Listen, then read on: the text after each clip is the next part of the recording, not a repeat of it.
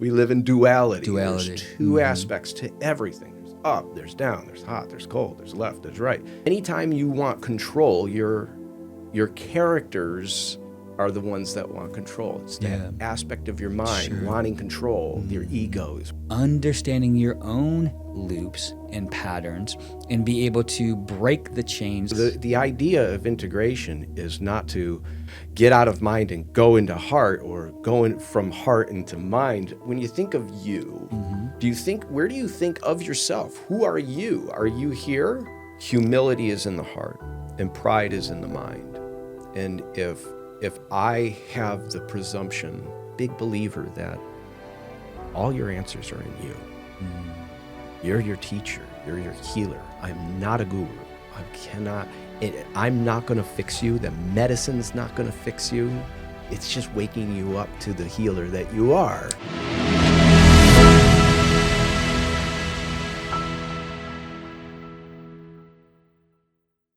Brandon Pickard, welcome to the Mondo Show. Thank you. Thank you. So glad to be here. Thank you, sir. I appreciate it. Brandon Pickard is a father, veteran, the founder of Set and Setting Coaching Services, correct? Yes. Yep.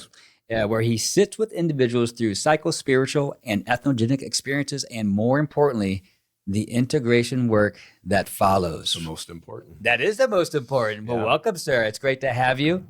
And let's get right into it. Let's get into the heart and soul. Let's go. Of Set and Setting LLC. Yes. Why did you create it? Okay, so I had an experience where I was able to. I had a really hard depression. Post Iraq, and then my divorce really crippled me. Sure. And I had an opportunity to have an entheogenic experience where it kind of pulled me out of that depression. What I realized, though, what really saved me was not so much the entheogenic experience, more so it was the community, more so it was me being able to see aspects of myself that I was afraid that I couldn't reach on my own without other people, to try to find authenticity, to try to connect with my heart. And that's the true integration. The entheogenic experience kind of gives you this amazing abstract experience that you can kind of see things in a different way. It's a schoolhouse, but the integration is where the rubber meets the road. It's like, okay, this is the practical application. How am I going to extract information from that journey and apply it to my life moving forward? You know what I mean? Yeah, absolutely. So I knew that very early on, that integration is essential, that you could do medicine journeys, different types of modalities, till you're blue in the face, until you really start integrating. That's when it really matters. Okay, so when you start to integrate, let's get a little bit deeper into that. Yes. I didn't know what integration meant. I didn't even know what hold space meant. Like, what does this mean? Integration, hold space. And I had to learn all this stuff through my own, entheogenic experiences. And that is a whole nother world. That's a whole other language, because we are so in the egoic mind, in the matrix, trying to accomplish this goal and this objective and provide and protect for our families. So we're just focused in here, in the I and the ego, with goals and objectives to make sure we're providing and protecting. But we're never really truly understanding who we are underneath the surface of all of that. So when we speak about integration, it's really about getting to know you at the core. Is that a fair statement? It's a very fair statement. Think about the word integration. Integration, what's the opposite of integration? Disintegration, coming apart. Okay. And integration is becoming whole. So it's this, and I think it's the most important thing. It's the whole basis of my founding of reality, of my understanding of reality, is that everything's in two. We live in duality. There's two aspects to everything. There's up, there's down, there's hot, there's cold, there's left, there's right. Everything has a polarizing opposite side, meaning we do also. Sure. And they never teach this in school. Right. I have to learn this at 40 years old. On the job training. Like, why did they teach us at school? Come on, people. Yeah, dude, everything does have. I mean, we just kind of inherently know it. Yes. But we don't think about it. We don't, it's just, we take it as is. Sure. But if there's two polarizing opposite sides in every aspect of reality, that means we have two polarizing opposite sides inside us. We, like you said, have our egoic mind. We have our mind. But we have this other aspect, which I like to call our soul, our heart, our true self, what's in hands with the divine, God, whatever that is for you. There's that aspect, your spiritual self.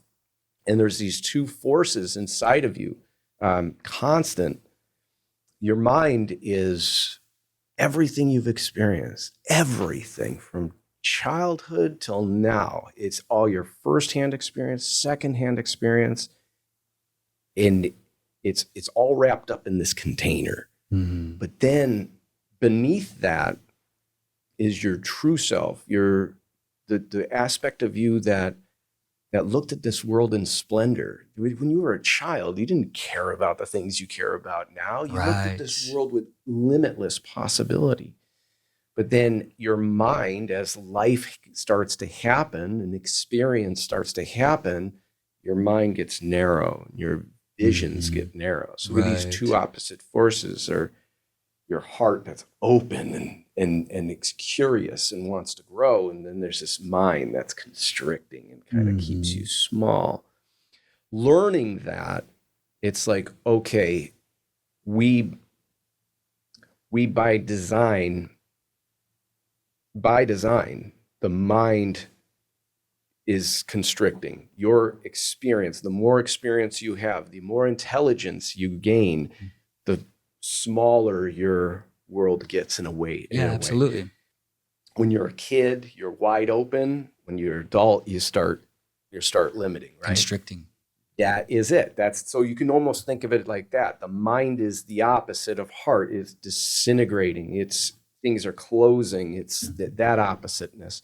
Where the other side is the heart is trying to open up, coming out of your container, trying new things, learning new aspects of you, bringing the childhood self back into your adulthood in a sense. So integration is that. It's like, how do I get into that heart space? How do I start separating myself from this constricted mind that this isn't me? There's more to me than that. Right. So when you first have a coaching client, and you're going into the mind, you're going into the ego, you're going into that mind-body connection. And if someone is not in their heart, or maybe they're not connected at all, how do you encourage them to, okay, let's sit with yourselves, sit with that egoic mind, observe the mind, and try to transmute into the heart? Because I got to be honest, brother, I was in that ego for 40 some years. And if it wasn't for ayahuasca, I would have never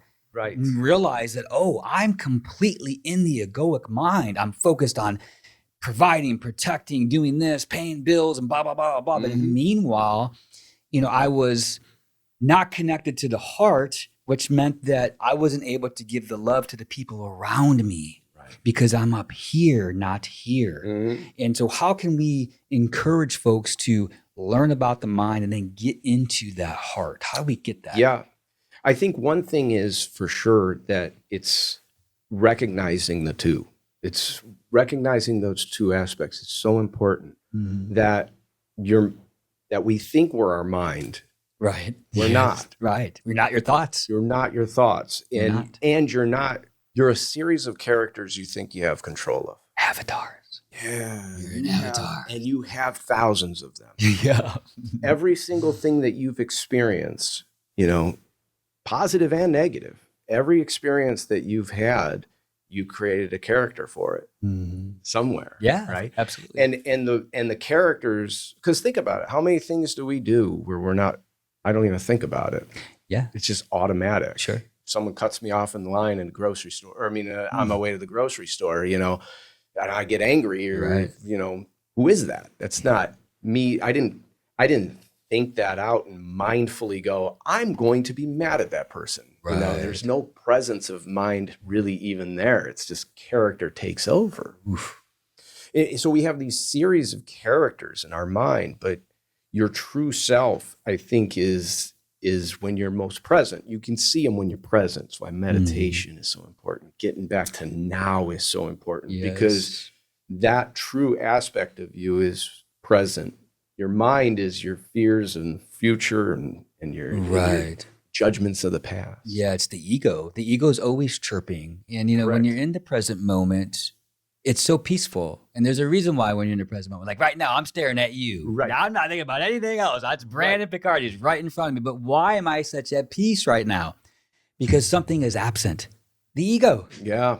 Because I'm here in the present moment with you. I'm not thinking about, you know, lunch at 1 or this or that. I'm right here with you. And then the ego begins to diminish. But the ego is also something that we need as well. Yes, because it is still you. Yes, absolutely. That's where integration comes in, is recognizing that. So it's recognizing those two aspects.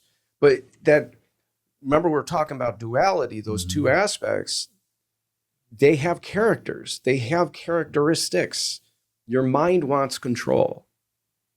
Anytime you want control, your characters are the ones that want control. It's that aspect of your mind wanting control. Your ego is wanting control.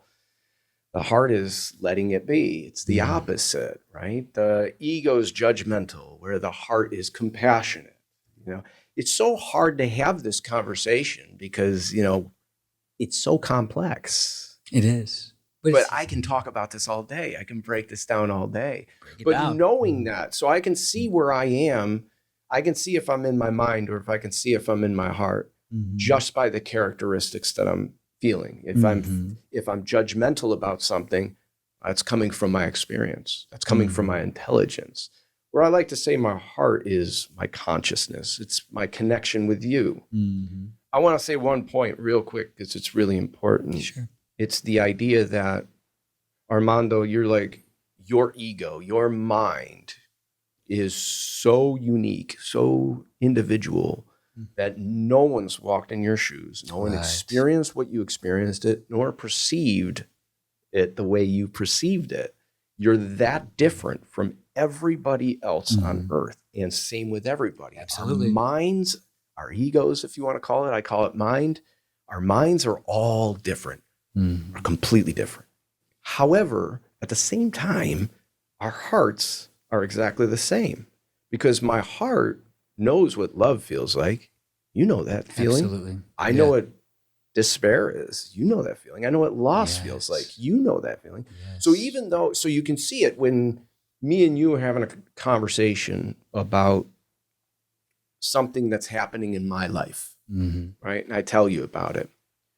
Your mind will sit there and draw from your experiences and your intelligence and judge it and be like, well, if that girl said that to me, I would say this, this, and this. How many times have we been in that conversation all with the a time. friend or somebody like that, where you kind of conveying some in their trust of telling them some humble experience, and then they sit there and go, that's ridiculous. I would do this. Yeah. But there's this other aspect of you, and it's like what I like to call your consciousness, your heart, I think that's your truest nature, is where we can connect. It's not the mind's like repel, but the hearts connect, where maybe I tell you that same story, and instead of you judging that story, you're going to this different aspect of you where you can just kind of connect with it and be like, and imagine and empathetically and compassionately listen to the story and be, okay, I want to feel what you're telling me. I want to connect with that. I want to relate to it. Don't want to judge it. Right. Even if I have no experience in it, I can try to imagine, right? And go into that space. So I think that's a really, really good tool to look at of these two polarizing forces that are inside of us. Yes. Yeah. And I think too, in judgments, it's part of human nature. And there's a reason why we have judgment. And when we were hunter-gatherers, you know, if Armando's got his tribe and Brandon's got his tribe, I need to make sure Brandon's tribe's okay if I want to, party with, with Brandon's tribe. So we need to have judgment. But I think the key is this, is when we begin to do the work and understand ourselves and sit with ourselves in silence and meditation, you begin to realize how your mind operates. And when you meditate, you give yourself that little space. So when you feel that person who's like doing this and you're like, you're getting ready to judge them, you have this little space to say, okay, do I want to judge this person? Do I need to form an opinion about this? Or do I just need to have compassion? Yeah. And that is the work I feel, and is, again, understanding your own loops and patterns and be able to break the chains of yourself if you happen to be that judgmental or negative person. So before you begin to spew your venom with judgment, you can say, I don't need to necessarily say this and actually have it come out. And I think that's the work that we can do with ourselves, is to sit with ourselves, understand who we are, understand all of our toxic traits, because we all got them, and then begin to calm the mind. And meditation is so great just to sit with yourself so you can see how your mind operates. And a lot of folks will say, well, I can't meditate because my mind's all over the place. I'm like, congratulations, that's your mind. Yes. And by the way, all of us have that monkey mind. And it's doing its job. Yes, and it's doing its job. But again, it's not pathological. Yes, but we can control it. We can begin to break those chains. So it's like breaking the habits of being yourself, Joe Dispenza. You said a key word there. Go for it. You said we can control it. Yes. So I always look at things, at everything now, in the duality lens. And control is mind. So it's funny, you say, you can control your mind, meaning I can use my mind against the mind. Where I think integration, becoming whole, is when you're in your mind, it's balancing it with the heart. Sometimes you can be too much in your heart, and you got to balance it with the mind. That's integration. Beautiful. So in a sense of meditation, it's not necessarily controlling the mind. It's allowing the mind. Ooh, I like it. Right? Because I'm balancing. Sure. I'm balancing. So the idea of integration is not to get out of mind and go into heart, or going from heart into mind. It's the bringing it all together and being able to reside in both. I believe God is the line in the yin yang. Right? Okay. Does that make sense? It does make sense. So let's go into integration. Correct. Let's say, for example, someone's thinking about taking ayahuasca, sitting with ayahuasca for the very first time. And by the way, which is not a frivolous decision. Nope. And we can go in that, let's go that direction just a tad, and then we'll go into integration. Because I think it's some people would even say it's not a decision at all. Yeah, that's true. Yeah, that's very true. Synchronistic how it works. Yeah. You'll know if you're called. Right. Go into that. Go ahead, go into that. Oh, yeah. It's just kind of, because think about it. And I think you can relate to this, or anybody that's done any entheogen, especially, and I'm not talking about recreationally. Right. I'm talking about ceremonially, right? Like it's when you plan it and maybe even do a dieta for, like a proper diet for it, and prepare for it properly. When you sign up for that experience, I'm going to do an ayahuasca journey, I'm going to do Bufo, wherever, whatever. When you sign up for it, you're excited. Absolutely. You're excited. Something's drawing you to it. And you're like, oh my gosh, I can make this happen. And you start making sacrifices in your life. I can put this money aside for it. I can change my schedule and figure out how I'm going to, make this work. Sure. And it's exciting. You could see that's your heart. You're like, your heart's like, this thing wants to happen. But now the mind is going to interfere with it as time goes on. As the day gets closer, that's when intrepidation starts coming in. Oh no, am I making the right decision? Oh no. And you're going to start seeing the doubt and the fear start coming in by design. Your mind wants to constrict, keep you small, wants to keep you exactly where you are. Right. So that you see that happen. And so this calling, I like to call it, like how we end up doing a plant medicine or an entheogen in a ceremonial way, it seems like it's a calling because it comes from this place of excitement. It's never an impromptu thing. There's very little control in it. Yes. It's like a spark, and you answer it and it just unfolds. Mm-hmm. And so let's go in for, when I first entered this, didn't know even what a dieta was.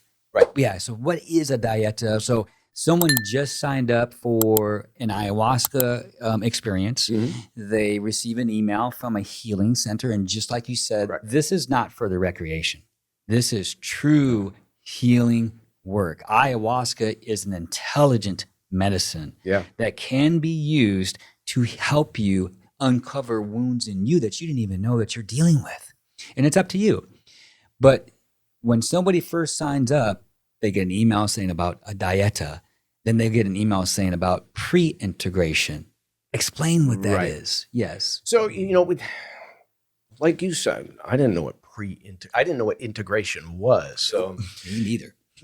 I'll say that preparation's key, right? And dieta is part of that. And it's Spanish for diet, essentially. Yeah. Right? And it's because it's important, especially with ayahuasca. Ayahuasca is a very, very special entheogen. You can't use it recreationally. It's impossible to use it recreationally. 100% agree. Right? There is nothing recreational about ayahuasca. I think it's the truest heart medicine there is. And when I call it heart medicine, because the medicine wants you to feel. It's period, end story, right? It can be psychedelic. You can have extreme visions on it. There's times when you don't have any visions on it. Right? But there is a somatic effect to it, ayahuasca. It's going to make you feel it. And I think that all of the visions that you might possibly have on ayahuasca are only there to drive feeling. Are only there to, it's kind of just luring you into something to feel. That's a great definition. I've never heard that. Thank you. I've never heard that, but that makes so much sense. It's very, very, it's beautiful. I think that's why it's grandmother. Because you have to almost look at mind and heart in a sense of masculine, female, or feminine. Like it's very much that, and these days, we all want equality and everything like that, but there is a component to nature being feminine and societal being masculine. Absolutely. It's just this kind of undertone. That's why I call it Mother Nature. Mother Nature, right? Mother Nature. And ayahuasca is grandmother. It is the truest heart medicine. So it wants you to feel. Right. So we don't feel. Do you notice that? Oh, I know. Yeah. Especially as men. Yes, 100%. We don't bury it. We're good at We're good. I don't need to talk about it. Right? I don't want to feel it. We're good. We're analytical. Yes, sir. We're almost, not to say women aren't, but it's inherently, it's because women there are women out there that definitely lean towards masculine trait, or for sure can have masculine embodiment of how they do things, and vice versa. Absolutely. But heart medicine it's trying to bring you back into your heart. That's the whole design of it. And so the dieta is important because it's not only working on your mind, to kind of bring that to heart. Right. It's actually working on your second brain as well, your body. Because your gut. And that's a great question for you. Do you, when you think of yourself, when you think of you, where do you think of yourself? Who are you? Are you here? Or are you here? Oh, man. I think it fluctuates. I actually had this conversation this morning with a friend. She's a marvelous human being. And I was telling her that sometimes I find myself in the egoic mind, right? And it's in the ego, and for whatever reason, society, whatever, somebody cut me off, whatever the reason is, right? But I told her, I said, but let me tell you what, ayahuasca has been so impactful for me and helpful for me to connect back to me. And I've had so many just wonderful experiences on it. And again, it's not for everyone, but for me, it's been extremely transformative, I believe. So what do I do? For me, this works for me. If I feel that I'm out of sync, that I'm too much up here, and I got that brainstorm going, I will put on music that reminds me of being in medicine space. Right. And it has me just go, and that helps me get out of here and into the heart, right, and to allow and just to be and know that everything's going to be okay for whatever I'm going through. Or, maybe I want to open up my heart to someone. Right. And, and just say, hey, because that fear we all have, past relationships and trauma, and that ego starts to chirp like, oh boy, it's getting scary again. Right. Yeah. And then, so I'm like, okay, I'm going to sit with that. I'm going to process. And I know if I'm in that egoic mind and when you meet people in life and they're good for you, it's important to take a second look and say, okay, that fear's creeping in. Mm-hmm. And this is something I can sit with and hopefully get back into my heart and allow. Yeah. For the first time in a long time. Yeah, sure. Yeah, that's how I see it. Isn't it so funny though that we don't talk about it? It's the idea of, okay, so say there's something that scares me. Mm-hmm. And I'm thinking about that thing that scares me, but I'm feeling it too. Yes. There's always this feeling component. Mm-hmm. Always. There's never a time where I'm thinking of something. There's not a somatic feeling that comes with it. And it's the chicken, which comes first, the chicken or the egg thing. Is this creating that, or is this creating that? Mm. Right. And what I've understood and what this experience has taught me since I started this journey, is that I'm very much my body. Ah, yes. I'm very much my body and my feelings. And the mind's job is to pull you from that aspect of yourself. Pull you from your heart, mm-hmm. right? It's in this medicine's trying to return you back to your heart. Return you to the body. Trying to return you back to your body. Trying to return you back into that aspect. Yeah. Because it's important. Yes. You have to feel. We have to feel. Absolutely. And the mind will try to override it. So the mind doesn't want you to feel. No, it doesn't. It wants full control. The mind all the mind wants is you to be safe and comfortable. It's primordial. It's very archaic. And it just wants you to be safe and comfortable. Mm-hmm. That's it. Yes. Only cares about your safety. Yes. Right? Only you.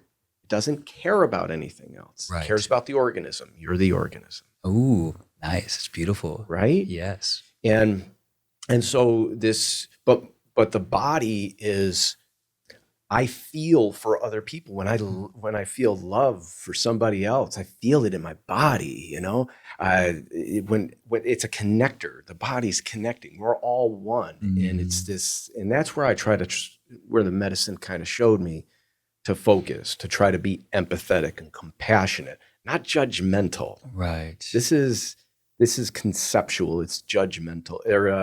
It's intellect of judging. Sure. I don't have a feeling when I judge. It may be disgust, mm-hmm. right? I might feel disgust when I judge something negatively. Sure. Right. But what is disgust? And I believe that's a kind of a deep thought, but I feel everything that disgusts us, we had a fascination for or a like for at some point in our life. Yes. Right. Even anything like because we're all, so to get into it, the heart is limitless, boundless, expansive, mm-hmm. meaning all potential, everything, right? We're, as a human beings, are limitless, boundless, expansive, but because of our experiences in life, we only see a small narrow of that potentiality. Meaning, if I don't relate to you, if you're doing something that I'd never experienced before, I can judge you because I didn't experience that. However, right, that doesn't mean that I'm different from you. It just means I didn't experience that. I see. Do you that makes complete sense. Am I making sense? Absolutely, I don't know. Making sense. Absolutely, so making sense. Important of integration is realizing that you're all potentiality. everything, of everything that you judge is just keeping you separate. And the idea is trying to become whole. That's hard. The shadow comes into play. The shadow. Yeah. And that's something I definitely want to get into for sure, is the shadow. But before we get there, going back to the Dieta. You're going to have to direct me. Oh, we're good, brother. We're good. Have to pull me in because it's all good. It's all good. Let's talk. For the newbies, for the folks who have no experience.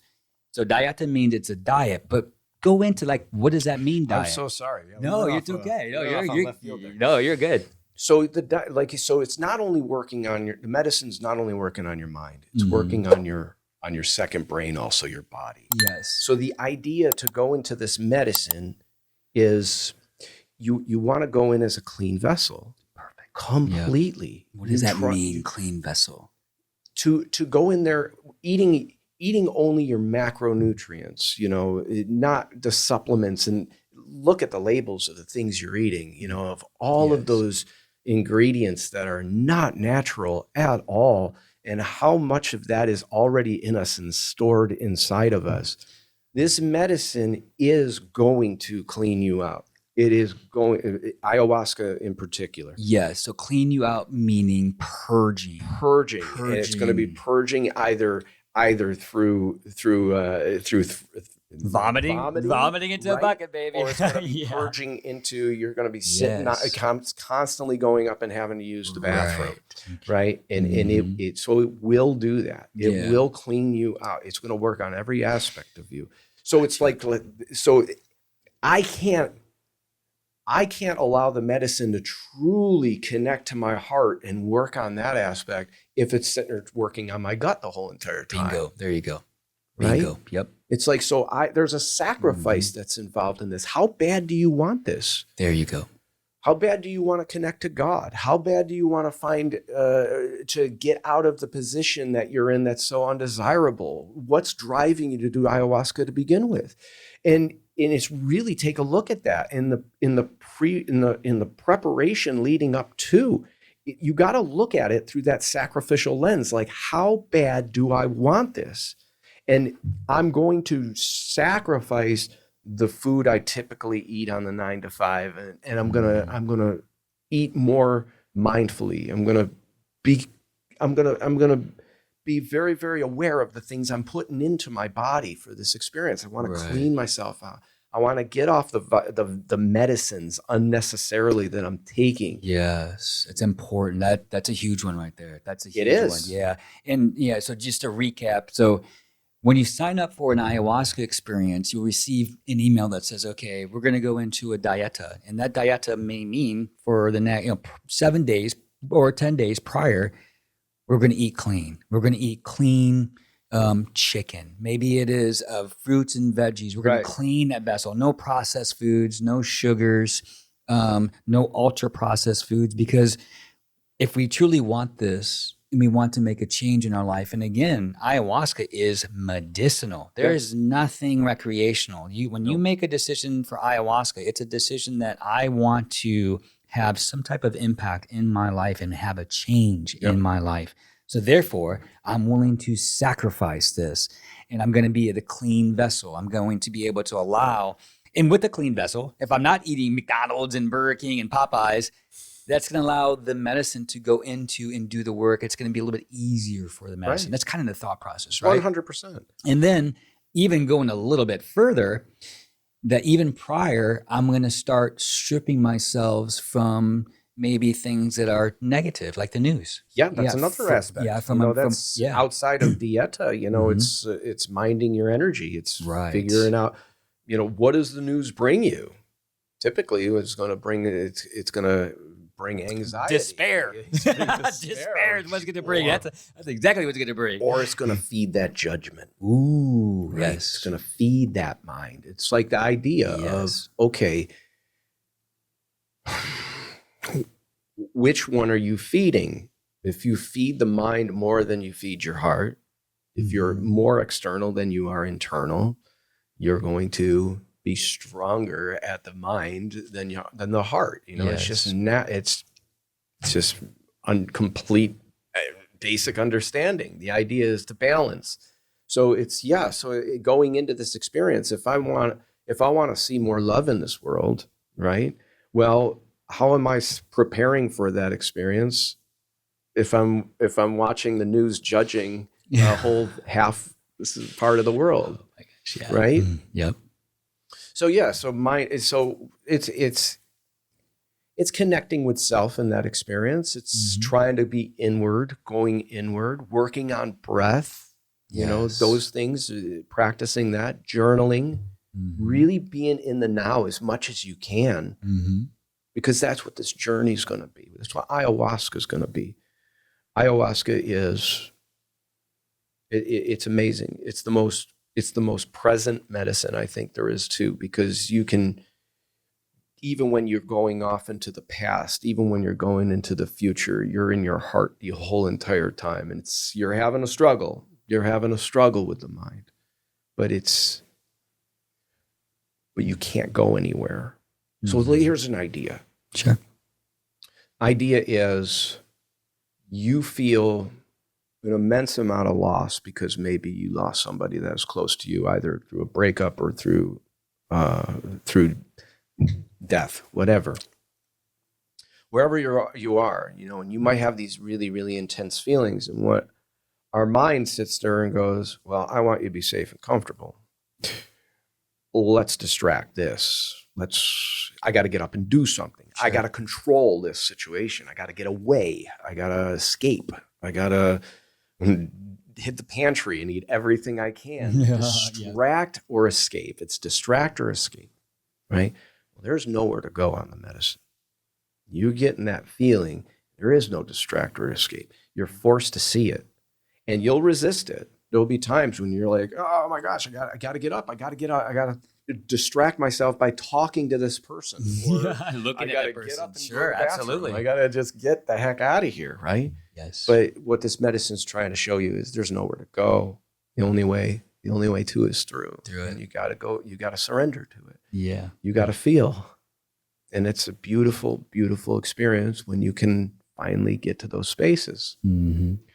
So the idea is for the Dieta and the preparation beforehand is, okay, I want to do the most I can to have the most optimal experience as possible. I don't want distractions when all of a sudden the rubber meets the road and I'm taking the medicine.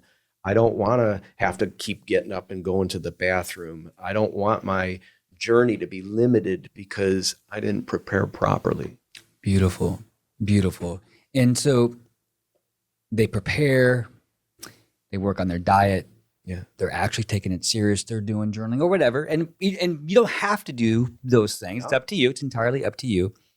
But another great aspect of it, and I didn't understand the beauty of this until, I sat with it, is the group integration. Okay. And like prior to drinking ayahuasca, and you hold a group integration every Wednesday or every other Wednesday night, and you do Wednesday. That at your cost, at your expense. Yesterday. Yeah, and it's a beautiful thing, and it's your way of being of service to our fellow men and women, which is a beautiful thing. But a lot of folks will be like, "Oh, I don't want to go to group integration. I don't want to sit in integration. I don't want to give 2 hours of my time to integration for whatever reason."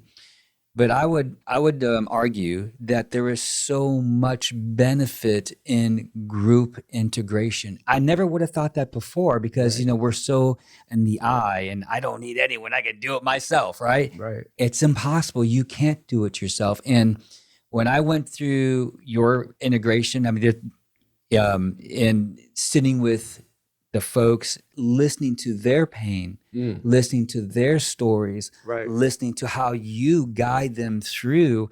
And it's not that you have the answers for them. I'm just not a guru. Yeah, there's no gurus. And actually, let's hit on that real quick. Yes, absolutely. Gurus, healers, and shamans, I run.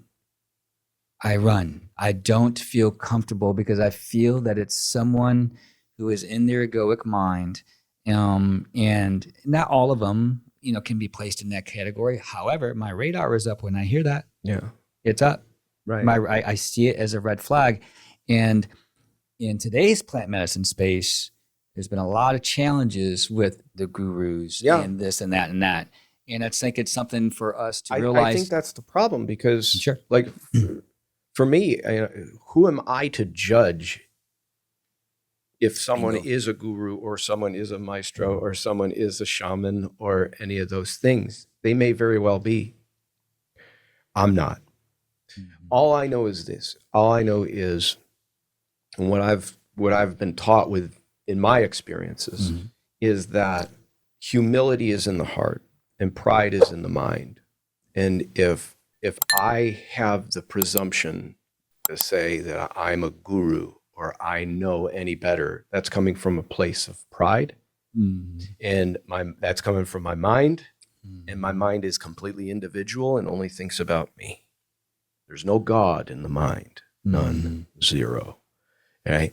And so I try to be in a humble space that if I'm helping in my integration, if I've helped people in this path, I didn't help them at all.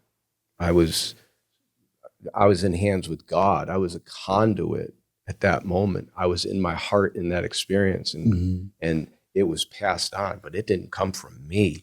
I'm trying to figure this whole life thing out too. I don't know any answers. And if there's any arrogant aspect of me that all of a sudden starts to think I have answers, it's time to go do ayahuasca. Absolutely. That's well said. Yeah, for sure. Yeah, I always get concerned when I hear that. I'm just like, okay. It's like, yeah, but you're right. It's like, judgment comes from a place of in the mind, right? And it's important to observe that. When you recognize that, then you can start to play. Now you can start to really analyze, who are you? Exactly. That's that self-awareness. And then we can all learn to be self-aware and learn to observe that mind. But you can't do it when you're watching Netflix and on your phone and you've got to sit with yourself. Play the game. Yes. Play the game and look at all the antonyms for all of the characteristics you think of. Judgment. If I believe judgment's in my mind, then what is the opposite of that? Compassion. Okay, that's in my heart. My patience. What's patience? Well, patience is the opposite of that aspect of me that wants to react or wants something immediately. Well, that's my mind. My mind wants things immediately. That means patience is in my heart. That's where I need to practice, Absolutely. Right? You can look for all of these imbalances in your life. Where are you? Okay, well, I might be very impulsive. Okay, well, lean against that. What's the opposite of that? That impulsiveness is in your mind. So this is where you get to do a little heart work on that and start to balance that a little bit. Sure. Not to say impulsiveness is bad. It might be beneficial for you, but too much is out of balance. Everything needs to be in balance, or at least aimed to be in balance. Absolutely. So when someone comes into your group integration, what would that look like for somebody who's new? What is that process, and what do they share? What do people share, and how do you help guide them through that integration, the beginning part of it, or just somebody who's okay? I'm new to this, never sat into a group integration before. So what does that look like? Absolutely. I think the biggest part of integration, wherever you're coming from, whether it's through a plant medicine experience that you just had and you want to integrate that experience, I think the biggest thing is acceptance, right? One of the things ayahuasca teaches us is surrendering. That's the big thing. I call it the 3 pillars of ayahuasca success. When you do ayahuasca, to do it successfully, what the medicine wants from you is to drop expectation. Number 1. That's so hard. Drop expectation. It's the hardest one. Whatever you heard on Joe Rogan, whatever your friends told you, whatever you read about it, whatever you've seen about it. I want to see your visions. And I even go as far as saying to this person that's going to do ayahuasca again, yes, whatever you've already experienced on it, envision it in your mind, crumple it up like a piece of paper, throw it in the trash. Yep. This is going to be a completely different experience. Every experience is a different experience, right? So go in there without any expectation at all. Easier said than done. That's the aim. And then number 2 is surrender. Medicine wants you to surrender to it. Again, easier said than done. Whatever's happening, whatever's showing up, whatever you're feeling, there's nowhere to go. You're going to resist it, right? There's going to be resistance to being able to let go of that. You're going to want to control it. I don't want to feel this. I don't like the direction this is going. Sometimes it's just, I can't surrender. I'm just a ball of fear or doubt, whatever. And the idea is trying to surrender to it. So that's number 2. And then number 3 is trust. If you don't trust something, you're not going to surrender to it. If I tell you, hey, buddy, I want you to turn around and then fall backwards, I'm going to catch you. If you don't think I'm going to catch you, you're not going to lean back. So if you don't trust this medicine, if you don't trust that that ayahuasca it's a component of God, a component of the divine, whatever that is. It's Allah, Buddha, it's Jesus, it's the tree out in front, right? Sure. It's the universe, whatever you wanted to call it. It is an extension of that. It's your true self, right? And it's this. And if you fully trust that, then you can begin the process of surrendering. So those 3 components are very important. Those 3 components. Well, so it always comes back to in integration. Always comes back to those very same components of, okay, what's going on in your life? What is really bothering you right now? And then when they express it, it's like, can you find acceptance in it? Right? You're resisting where you are. I don't like where I am. I don't like my relationship. I don't like my career. I don't like this ailment that I have, that I've gone to every doctor and everything like that, and I still feel sick all the time. It's like, yeah, man, understandably so. We all have problems. We all have real big problems. Some problems bigger than other problems. But can you find acceptance to it? Right. Absolutely. I think that is the most important thing in the whole world, because what is acceptance? Letting go of control. It's surrendering, in a sense. I'm getting goosebumps. Yeah, brother. I get it. Yeah. So the 3 pillars are amazing. And I want to talk about the second one. Yes. The surrendering part, right? That's Correct. the second one, right? Yeah. Okay. That's the key to the heart. That's going to look resistance, fair.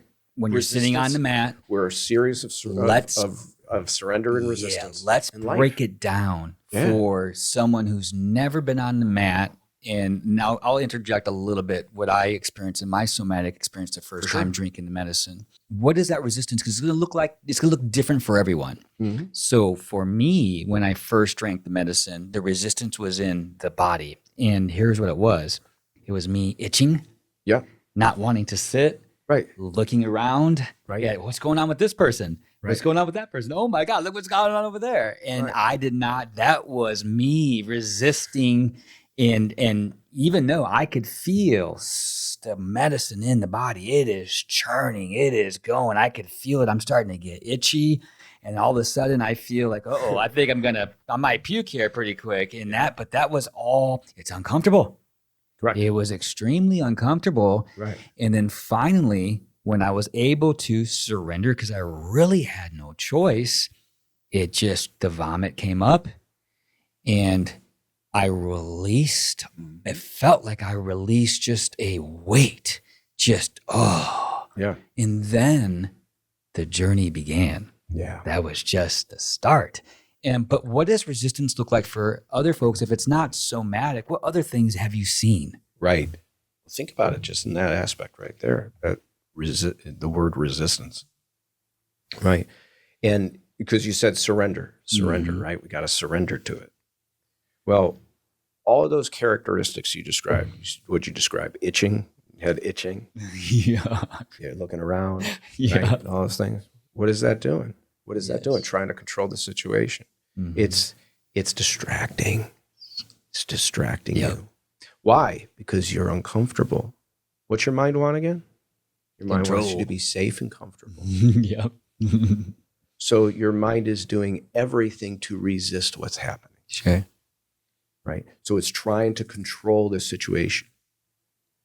I want to carry this out a little bit because what ayahuasca talked about when I truly believe those 3 pillars of expectation, surrender, and trust, right? And that's to do ayahuasca successfully. That's what she wants you to do. But she's not teaching you how to do ayahuasca at all. She's teaching you life. Where else in your life do you have expectation? Where else in our life do we expect things to work out a certain way? We expect people to say these things say the right things or do the right things. Yes. And how many times that when they don't, we feel we're filled with suffering. Yeah. Right? And then surrender. Where else in life are you not surrendering to? Where else in life are you trying to control? And have you noticed the more we try to control, the more turbulent things get? Yes. Right?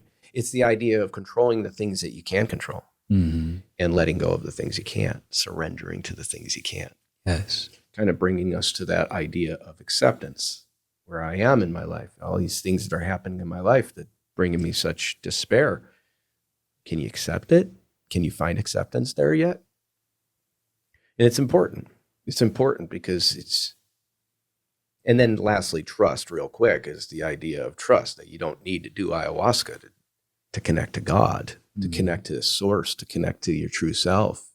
Whatever God is to you, you are love, you always have been, you always will be. You're supposed to be here. You have purpose. Absolutely. Right? No matter what, even in nothing, can you just be? Right? It's incredible. It's absolutely incredible. So acceptance is really important. It's a key part of I don't think you can change any aspect in your life until you accept completely where you are. And that's a really important concept that we get stuck in cycles because we can't break that. And the only way we can break that is through acceptance. I am a massive procrastinator. I'm always going to be this massive procrastinator. I hate that I'm a procrastinator, blah, blah, blah, blah, blah, blah, blah, right? Until the point where I completely start accepting that I am a procrastinator. Stop beating myself up when I am a procrastinator. Sure. Stop punishing myself and negatively talking about myself for being a procrastinator. Start being curious and fascinated at the times I catch myself procrastinating. Like, oh my gosh, I doing it again. Have to do that, but I cannot stop watching these YouTube videos. I'm so distracted right now. Get curious. Start accepting it. Start accepting that this is not something you have control of. And as a matter of fact, you're in your little pickle of despair because you're trying so desperately to control something you aren't. And it's this opportunity for you to start exploring that. And then when you can find acceptance to wherever you are, it's funny. Now, all of a sudden, you start being able to make little changes and little, you can start dialing a little bit different. This goes with health too. Absolutely. How many times people have an ailment or some sort, and then when they finally let go, and they finally stop, just take the pressure off, all of a sudden they have relief from their own problems. Not with everything, but what's the alternative? Even if you have something terminal, even if you have something that's just, it is what it is. You can go through life, and life can be this series of resistance of not liking where you are and this ailment that you have, or finding acceptance to it and trusting that you have it for a reason. Right. It's teaching you something. It's teaching you something. Or it might be just as you have the ability to provide meaning to it. You can make it anything you want. Perhaps I'm supposed to have this so I can help others that have it. Holy crap. All of a sudden, your ailment has power. Yes. Yep. Has power. Right? Beautiful. Thank you for teaching. There's a lot there. Yes, there's a lot there. But so acceptance, integration is very much, you can't become whole without heart. Right. You can't become whole without heart. The mind's disintegrating and it's constricting, right? It's the idea of bringing the heart into your life, becoming whole, realizing all of the things that you don't like about yourself are limiting.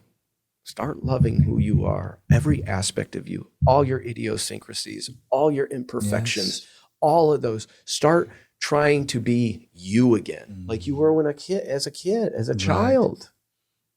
And you mentioned this earlier, is that we become so hardened over the years, you forget that how at peace we were and loving we were and artistic we were and creative when we were young. And then now it's just all society. Like, oof. It's by design. 100%. It's by design. To distract you from you. It's the human dilemma, right? And I think it happens in adolescence. And I think with abuse, it happens before adolescence. Mm-hmm. But there's a rite of passage at some point where there's the transfer of heart to mind. Yes. And I think we're born curious. We're born that we look at this world in splendor. Yes. We're excited. We want to run. We want to play. Yeah. Right. We don't have, the fear doesn't cripple us yet. And the doubt's not there completely yet. And then ego is taught to us by the people that raise us. Yes. By design. Sure. Right. But then I think no matter what, adolescence, I think there's this surrendering of that child where all of a sudden you start molding yourself into something you want to be as opposed to something you were. Yes. Oh, brother, you touched my heart. You said something. I want to make sure I get it right. And you're right. And I was like, oh, that's beautiful. It's like at some point in our lives, we have to surrender it. Yes. But we also had a transfer from the heart to the mind. Correct. Because of our societal conditioning, norms, work, jobs, blah, blah, blah, you name it. But it's so beautifully said. And it's right. And I think the goal is ayahuasca. I think, again, hey, you're in your mind. Get into the body. Yeah. Get into that body to feel that heart again. I remember, and I mentioned this before, I'll mention it again. This is prior to the podcast starting is, I had no idea what the heart was. Zero, because I'm too busy trying to provide and protect and make, bachelors, masters, this.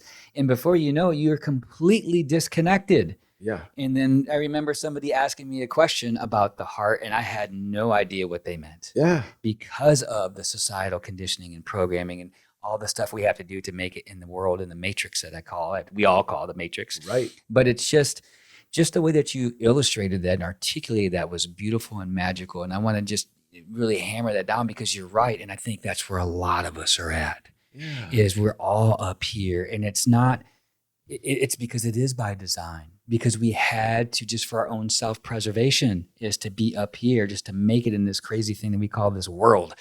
And it's just a beautiful thing. This reality. It's reality, brother. It makes no sense. It makes zero sense. And I appreciate that. It's beautiful. Yeah. So one thing about that, sure. Right? So we to stem on that, this idea of transference from heart to mind, right? You're right. It's by design that this happens. I don't remember where I was going with this. I gotta run with it. Let's see if I can catch it again. It's beautiful. Oh, there we go. So I remember early on in my journey, if you will, this journey when I realized I was unhappy. This journey where I was like, dude, how did I get here at 40 years old? How did I get here? And what is happening? I don't know who I am at all, right? And in that journey of trying to figure that out, ayahuasca played a role in that too. One of the first steps, or what stages I should say, is to this integration, to this harmony between mind and heart. And that's it, a harmony between mind and heart. Beautiful. Is integration. It is because at first we want to be punitive to our mind. When we find this space, when we reconnect to that childhood aspect of ourselves, when we're aware of the egoic mind, and we look at it as an enemy, and it's like, oh, fuck the mind, man. I don't want the mind. The mind is, we try to cast that out. And it's like, no. That's not the answer either. No. That's not the answer either. The mind, because if I'm judging my mind as being a criminal, judging my mind for depriving me of things, judging my mind for that, again, I'm judging my mind, meaning I'm using my mind against my mind. The mind's the only thing that judges. Yeah. So I'm using the same mechanism that got me here in the first place. Gosh. Yeah, I get it. The heart accepts the mind. The mind rejects the heart. Yes. And that's by design. That's how it spins, and that's how it works and coalesces. Yeah, that's beautiful, man. let's see here. So when somebody first comes to integration, to your integration, what do you think that they get wrong? Maybe assumptions. When someone first comes into your integration, it's like, I'm expecting this, this, and this. But what have you seen where, they come in perhaps with the wrong view, the wrong world view and what this is going to do for them? And again, the medicine is the vessel. The medicine is the mechanism, but the integration is the goal. Right. Right? Yeah. Right. So what does somebody get that's like, they come and they might think, well, I'm supposed to have this grand epiphany and Brandon's going to teach me all these wonderful things. What have you seen that they've gotten wrong? The biggest thing is, because I'm very keen on who I'm talking to, because when you start really understanding yourself, you start understanding am I coming from my mind or is this coming from my heart? Yes. I can start understanding to who I'm listening to. So when someone is expressing something, talking about their experience or talking about where they are, or the things that are troubling them, I can see if I'm talking to their mind. If I could see if I'm talking to just one of their characters, because of just how judgmental they are of themselves. And I think that's the biggest thing, is we judge ourselves so harshly. We do. For being where we are. We have the ayahuasca experience or the other medicine experience, and we come out of that experience sometimes, the majority of the times, you have this pink cloud. You have this, oh my gosh, everything makes sense. I'm connected. I feel complete. I feel my heart. I feel connected to source. And it's a really, really an amazing feeling. It is. A big part of that is even with bad journeys, a big part of that is just dopamine, for the fact that I challenged myself for something and I followed through with it. Right. That in itself. Absolutely. Right. Even somebody that has a no feeling experience will still feel some sort of elation because they actually aimed at something and accomplished it. Right. So that's important. Yeah, absolutely.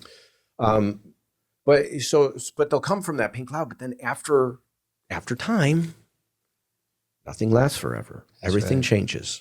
And they start to feel stuck, stagnant. Sometimes they can feel like they start regressing. I'm slipping back on old behavioral patterns or substances, and I feel like I'm worse than I was before I even did this. I'm doing terrible. And they judge themselves so harshly on that.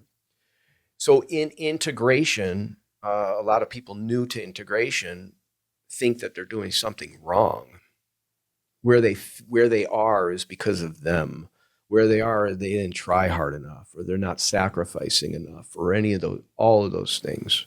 I should have done this. I could have done this, and I'm not. And I am procrastinating still, and I am. And it's like, you are exactly where you're supposed to be. Can you accept that?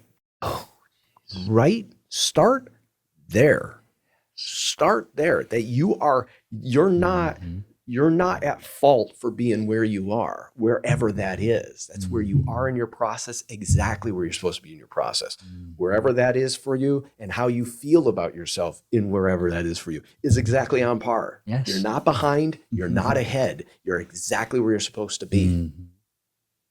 Can you see that? Can you connect to that? Connection, heart. Can you connect to that? Because the majority of people won't. Right. I can't connect to that. No, this is unsatisfactory. I can do better. And where my argument is, if you could do better, you would have. Oh, yeah. And be in the mirror for them. Correct. Yes. That's okay. Absolutely. 100%. What's upset that you're not there? Right. Is your heart upset that you're not there, or is your mind upset you're not there? Is it prideful, or is it? Or can you sit with humility and go, I'm not as awesome as I thought? Yeah. Damn it. The cool part about that is the person that says I'm not as awesome as I thought is the most awesome person in the whole world. Yeah, absolutely. Absolutely. Yeah, that makes so much sense. Yeah. It's like, congratulations, bro. That's exactly what you want. The prideful person says they're awesome. Yeah, for sure. The man with humility, the humble person says, man. that sits there and says, I'm not there. I'm flawed, I can always do better. That's right. Absolutely. Who do you want to be? Absolutely. And it's a choice. It's a choice. With awareness comes choice. It's a choice. Yes. right? And that's it. That's what I find. I find it so, I find it conceptually simple, extremely difficult in practical. Yes, in practice. I'm trying still to this day. Yeah, we all are. It's too complex. It is. And we don't have it. No one has all the answers. I have characters inside of me unresolved that I'm still trying to understand. Beautiful. Carefully curated through life, through work, avatars, life experiences. Yes. That I created them. Yep. Think about this in a second. Think about you as a child when somebody, parent or somebody close to you, maybe did something that made you upset. Maybe you couldn't get what you wanted. Maybe they said something that hurt you, or did something that hurt you. And then when they tried to make it better, you wanted to sit there and, no, leave me alone. Leave me alone. And then they leave and you're sitting there going, man, I want them to come back. I just wish they'd come back because, and they do. And they come back and try to give you a hug. And you're like, no. And you'll sit in your poopy diaper and just, I'll sit here because of this pride thing, right? We have that to this day. It's amazing. My past relationship that I value her so much, and she was, she was really my mirror in that, where we'd have an argument and I'd get so angry and I would sit in my anger, and there would be a part of me where I could kind of pull back from it and go, look at you. You're gosh darn 40-something years old. You're sitting here pouting about this. You're not going to just sit there. Who cares? And meanwhile, I can't get out of it. So I'm observing myself being in my poopy diaper, not wanting to move. I find that fascinating. Yes. I'm like, wow, Brandon, you do Wednesday integration calls. You're supposed to be the one that knows how to get yourself out of this. Yeah. And here I am, full on in it. Yeah. And characters unresolved. And there's beauty in that, you being so transparent and using that term in terms of, I'm in my poopy pants. Yeah. And it's okay. And I'm learning about it. And I don't want to get out of it. Yeah.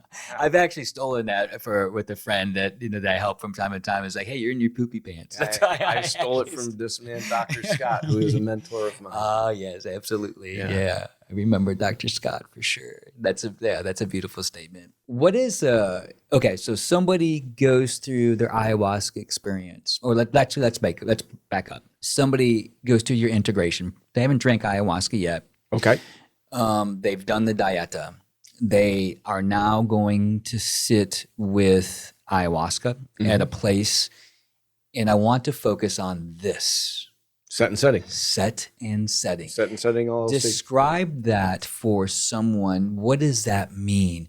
And I want to focus on this because there's a lot of important decisions, but one of the most important decisions we can make is who we sit with. 100%. And that is set and setting. So explain to the folks what that means and what you should be looking for in a healing center if they are considering drinking the medicine. Absolutely. And that's not from me. This is from the really, really smart men in the early 60s when psychedelics was really moving on. Timothy Leary and everybody knew about set and setting. It's important. It was very, very important. It's important. The idea is set being mindset, setting being where you're going to go.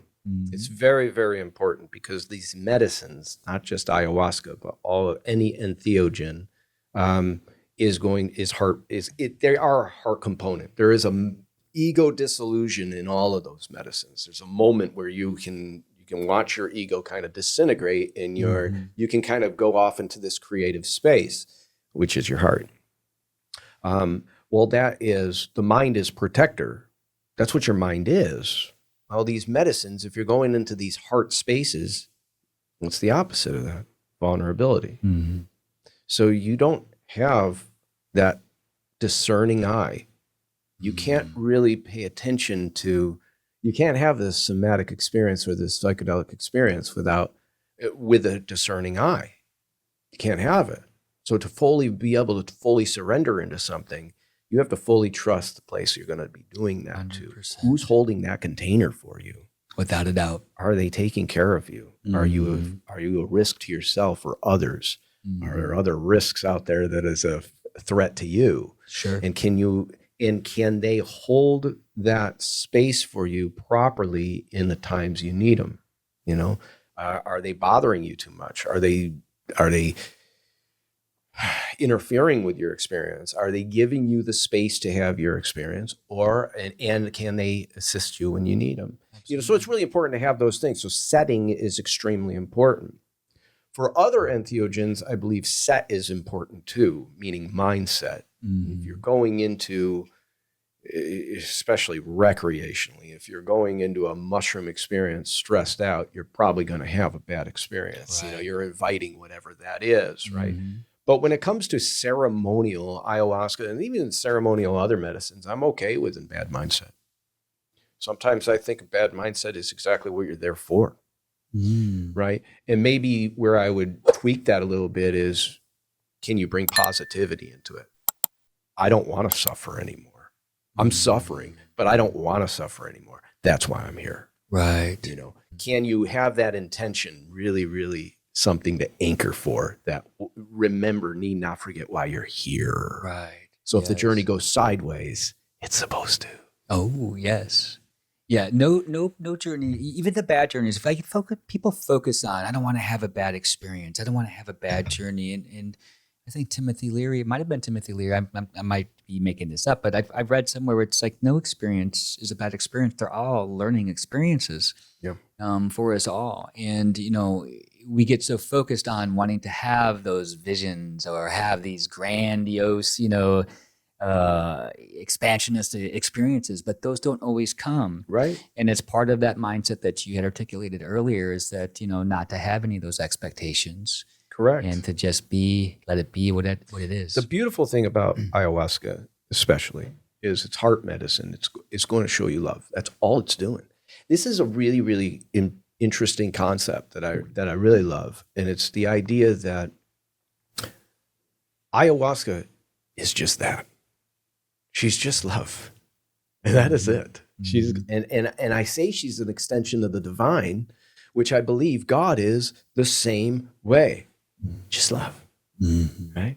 And it's this idea that it's indifferent. Yes. Absolutely. And that's a hard one for people to 100%. grab. That's a hard one for people to grab, because they're like, what do you mean different? They don't, it doesn't care. It's like, no. It loves you unconditionally. Anytime I've ever asked medicine, hey, should I do this? Should I do A? Should I do B? The answer I always get is, when I know it's the medicine, is, I don't know. You can suffer or you cannot.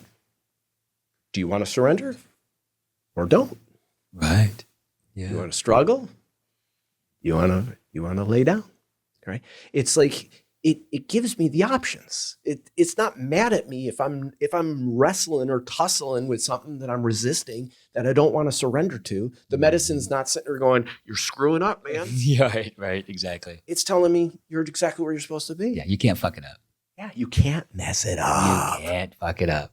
Nope. Right? And it's hard. And I almost think about that. And that's how I look at the divine altogether. My connection with God is, I'm not fucking up. I'm trying the absolute best I can. And there's forces that are controlling me that I like to think I have control of, but I'm controlled by my diet. I'm controlled by my hormones. I'm controlled by these metabolical processes and these psychological processes that I have no idea are what. Yeah, exactly. And all my job is to try to be as mindful as possible, and to try to and to try to be as compassionate as possible. That's it. Absolutely. Beautiful. Right? Yes, absolutely. It's beautiful. It changes everything. Yeah, 100%. And so setting, we have, let's say, for example, let's walk the path a little bit. We've done all the work.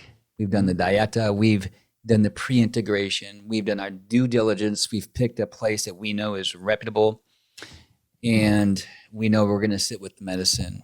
And when let's talk about ayahuasca specifically, just for people who aren't very familiar with it. It's my favorite. Yeah, let's talk about what it actually is in terms of the two plants. Okay. And actually, how that works and how the medicine is made. And it's just, we're boiling two plants. But it's important for folks to understand that these are two plants, two beautiful plants that have been given to us by God for us to help us along this very difficult thing that we call the human experience. Yep. Right? Yep. So we talk about these two plants, and the one is the chacruna plant, right? And the chacruna plant has got the DMT component aspect of it, the psychoactive component. Correct. And found in Peru, I believe, roughly, right? There's a lot. Believe it or not, there's A bunch of chacruna plants. is very, very, very dense with DMT, Yeah. right? But there's DMT in everything. Right. Hundreds of plants. You're carrying DMT just in our body. In our body, We create right? it. Yeah. Right? But there's a mimosa leaf. There's all sorts of different that's types. right. Yes, There's yeah. all different types of plants. But in the Amazon, which I find the most fascinating, that chacruna plant is all the way across the basin than the capi vine, which is the ayahuasca. Yeah, the vine. The ayahuasca vine. That's the ayahuasca vine that it's mixed in with. And when we ingest chacruna plant,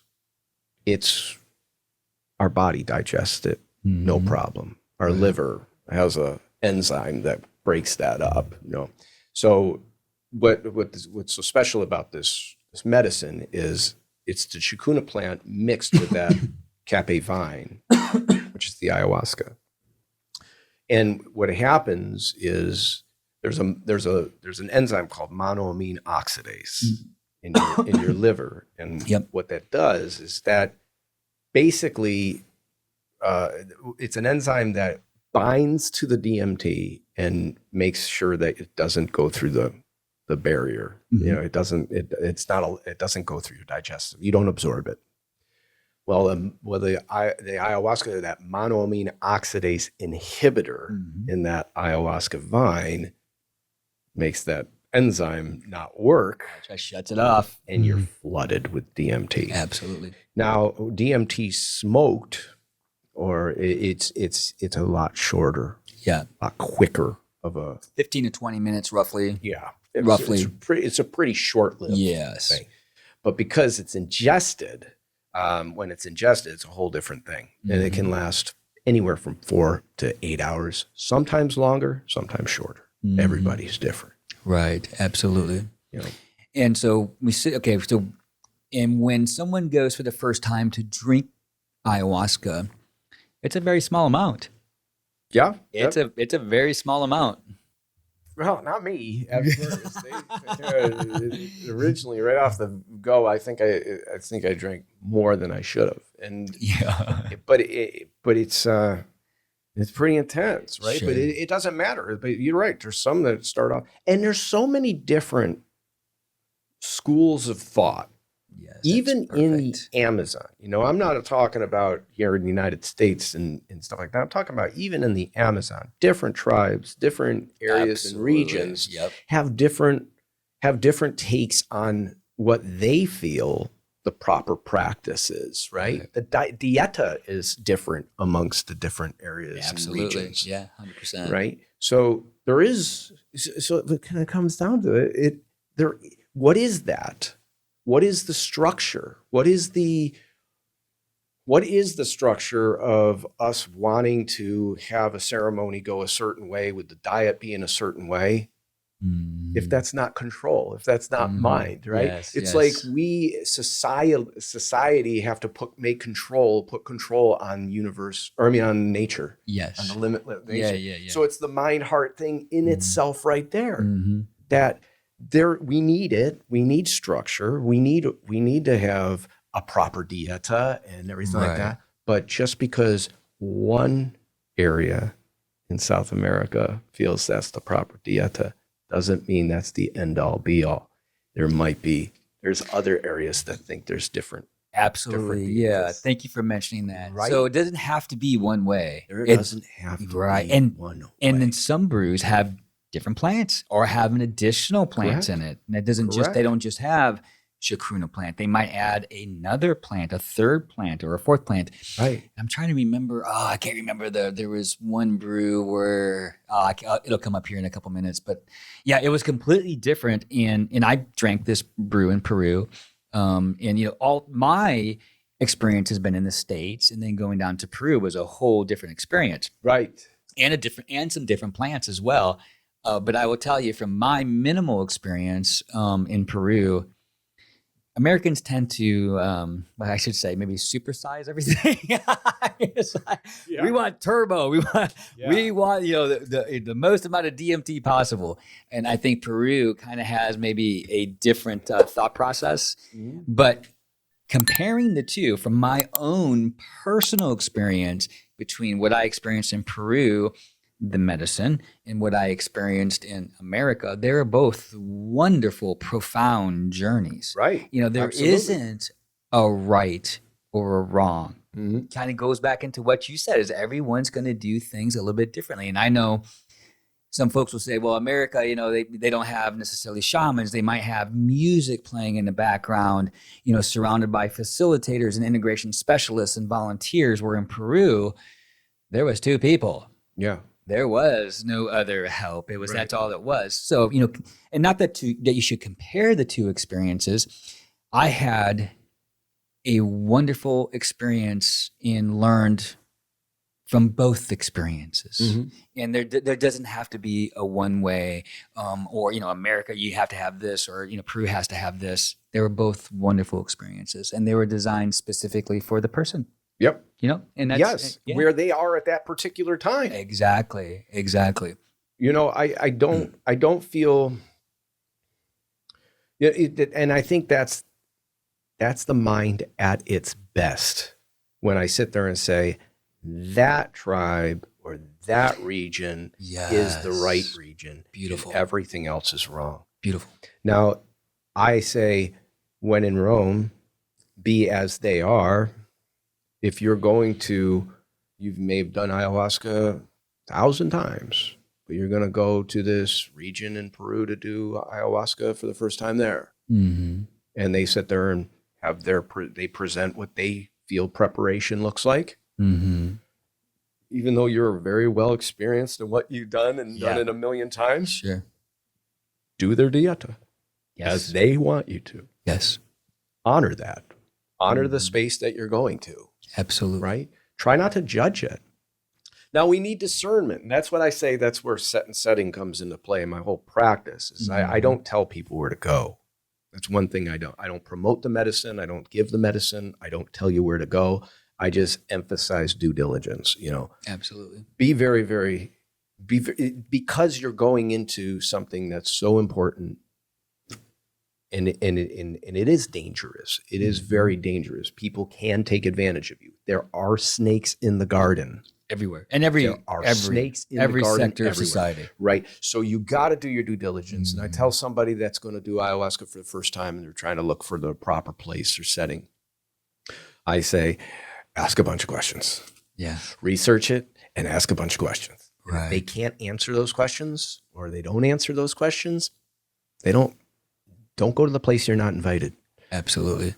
Yep. If I want you to come to my retreat center, which I don't have, but if I had a retreat center, if I want you to come to my retreat center, I'm going to try to tell you everything I can to calm your nerves, to assure you that we're the right place and right setting for you. Absolutely. We want you to be here. Right. We want to hold that space for you. We're honored for that. Right. Beautiful. Right. So, and that's it.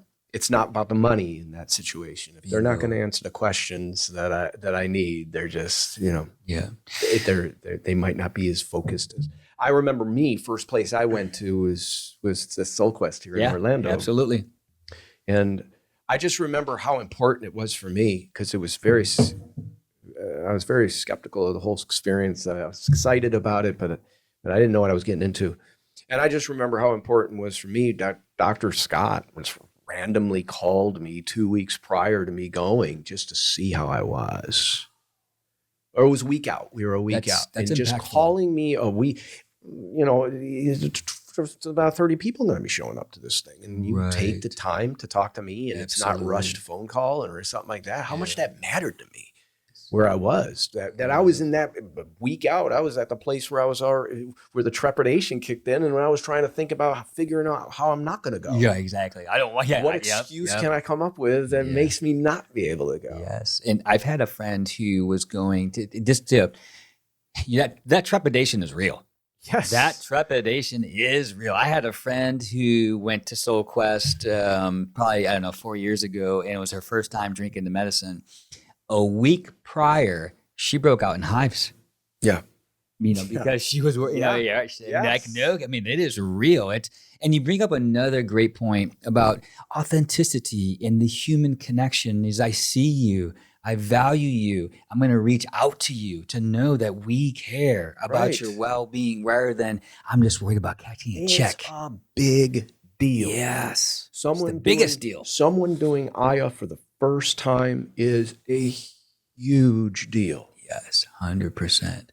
And let's go into the safety component a little bit with Aya. So extremely important. Right. And the safety components are specifically with SSRIs. Yes. Can't be on them. Can't be on SSRIs. There's a reason for that. We know it's in the medicine. Yes, exactly. But we don't know it's in you. Right. That's the biggest problem. Right. It's like, that's why the Dieta is so important. Mm-hmm. And this medicine is extremely safe. It's extremely safe medicine. The problem is the contraindicators with other medicines that you might have in your body. Typically, everything, I'm not too concerned about a lot of medicines if you just week out, honestly.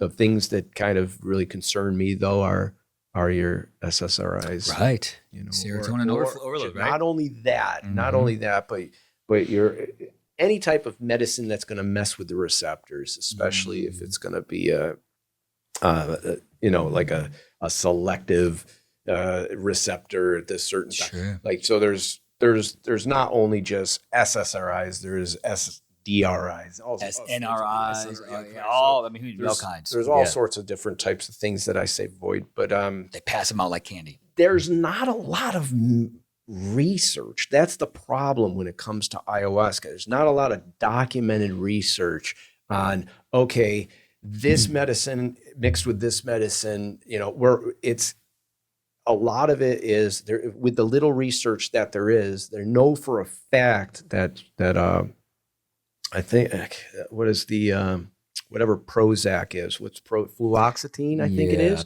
Fluoxetine, they want it as a precaution. That's the big one. 6 weeks off of medicine before you do ayahuasca. Yeah, absolutely. That's the only one I think they know is serotonin syndrome's linked to. Gotcha. Right. So they want it completely out of your system. All the other SSRIs are about a month. Gotcha. But that fluoxetine for some reason. Yeah, and in prescription pills, it's a problem in America. Prescription is a problem. It's a problem. The average American's on 4 prescription pills. 4. I think the scary one's benzodiazepines. Absolutely. I think there's 2 drugs that'll kill you, and it's alcohol and that. You can't cold turkey off benzodiazepines. That's the thing. Once you start taking them, you get on a regimen, you're on it. And to get off of it, it's quite a titration period that has to take place for you to start weaning properly, because it can kill you. Yes, absolutely. Absolutely. So somebody sits with the medicine, they're maybe 6 months out now. Yeah. They've been attending integration. Yeah. What would you expect to see somebody 6 months out, roughly after their very first ayahuasca experiences? Maybe they hired you as a coach, which, so by the way, you're saying they drank ayahuasca and they're 6 months out, right? Okay. Right. But actually, I want to back up real quick. I think one thing that is extremely important, and I've shared this with people in my inner circle, is that if you are ever considering drinking the medicine, you should find and build a relationship with a psychedelic integration specialist. I think so. Somebody that you trust, somebody that you can say, hey, I am going to drink the medicine, and begin to have that rapport and build that rapport prior to going to could drink. Be very beneficial. And then afterwards, this person is fully aware of like, okay, this is where you're at, where you have been. This is what you're dealing with in your life. Maybe it's work, maybe it's relationship, maybe it's financial, whatever the case may be. But now you've got this relationship with somebody that you trust, somebody that you know knows your story, probably keeping notes. And 6 months after fact, what do you think they're working with you? What do you normally see with that? What do you see? Everybody's so different. Right. And I haven't, so this is the thing. It's not really good for my brand and my business. In a perfect world, we all have the money to be able to do that. True. Thing is, sometimes we can't find a spiritual coach or something to that nature, before something like that. Or not even aware of it. I'm a big believer that all your answers are in you. You're your teacher. You're your healer. I'm not a guru. I'm not going to fix you. The medicine's not going to fix you. It's just waking you up to the healer that you are. Oh, beautiful. You're going to fix you. If you don't have an integration coach before an ayahuasca journey, it's because you're not supposed to. You're okay. And that's what I would tell people in the Dieta. Hey, man, it's a sacrifice. How bad do you want this? And then I would follow it up with, however, if you end up freaking falling short on your Dieta, you're going to be okay. You're okay. Yeah. Maybe perhaps you were supposed to. Yeah, absolutely. Right? So try your best. But sometimes that is your best. Yeah. And that's okay. Because I would much rather you go into that experience maybe with a less restrictive diet than you judging yourself harshly. Yeah, that's fair. That's a good point. Yeah, and I've had friends who have done the Dieta to the T, and then I've had a friend who had Popeyes literally the day before. So it's like, actually Popeyes the day of. You know what I'm saying? At lunchtime they had Popeyes. So 6 months time with the coach. I've had people that been like my Wednesday integration call is open to the public.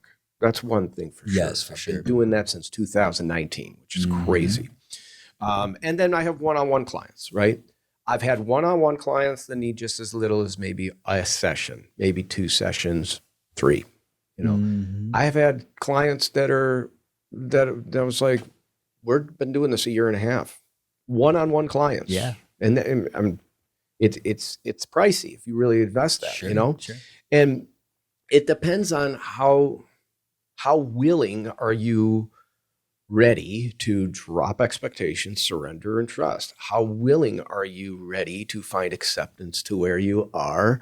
How willing are you to be able to stop asking why and start accepting we just are and everything just is? It's so important, right? And that's the thing. That's what, how willing are you to be able to try to really start the practical application of balancing heart and mind? If you're in a resistance stage and you want to argue with me the whole time of why you feel I'm wrong, are we really healing here, or are we? Yes. Absolutely. And I've had that with clients where it's a tennis match. Yeah, I'm the advocate of the heart. That's what I am. That is what I am. There is no mixed messaging or varying of my message. My message is the same message that the medicine taught me of what would the medicine say? What would the heart say? I'm the language of the heart. This person really bothered me. This person really did this to me. It's like, okay, where can I find the compassion and forgiveness in that? Yes. And where's the mind limiting you? That's it. That is it.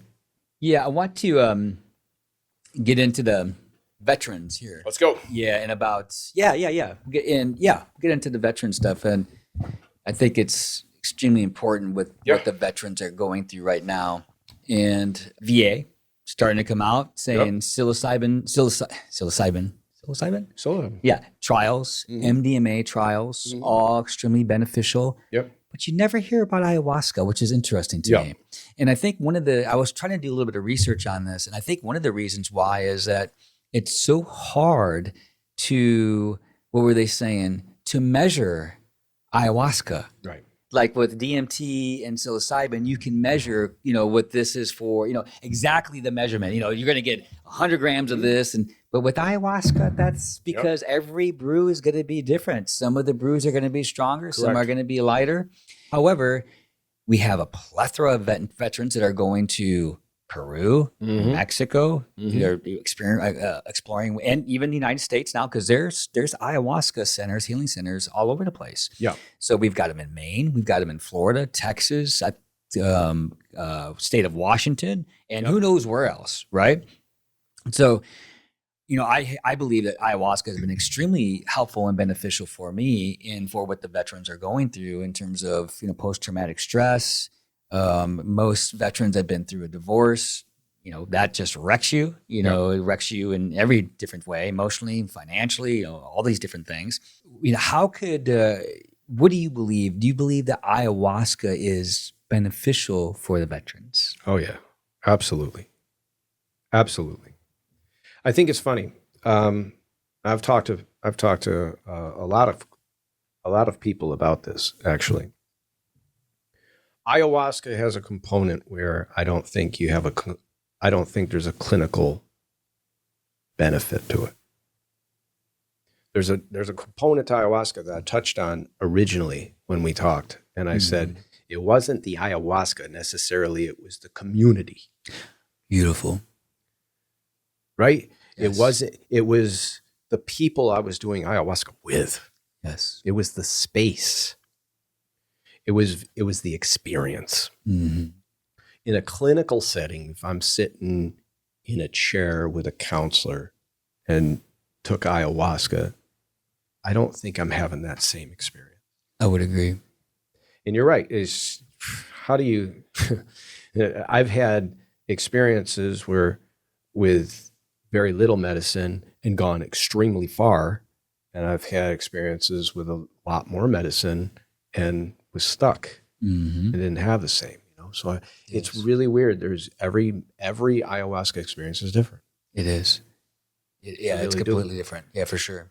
So yes, but for veterans, and that's why I think it's important that there's two camps. There's the clinical, and then there's the spiritual, religious kind of ceremonial, right? So there's and I think there's need for both. I think there's definite need for both.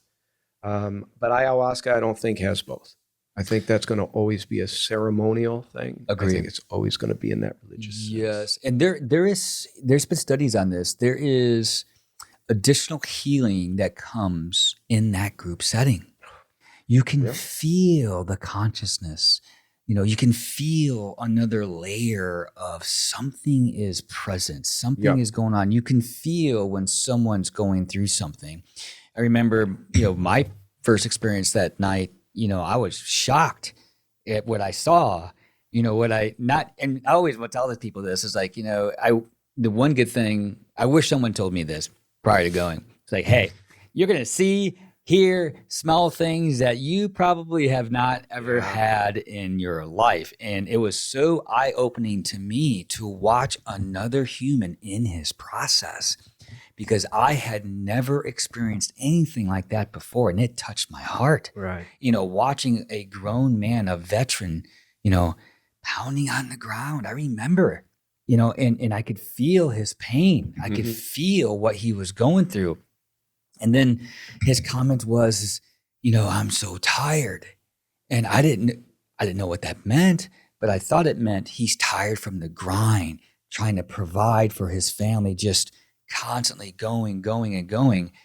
But it opened me up to another layer of empathy that I did not have before. Absolutely. Because now I'm watching a grown man and woman go through their own process, and my heart is breaking for them. And there's so much with the group healing. And I know some folks get a little perturbed and, this person's being too loud or this person's screaming or this person's doing that. There's lessons in all of that. Correct. One is patience, empathy, understanding, compassion, that I have compassion for another human being who's going through it. And although I might be in my stoic stance, But underneath, I'm rattled as well.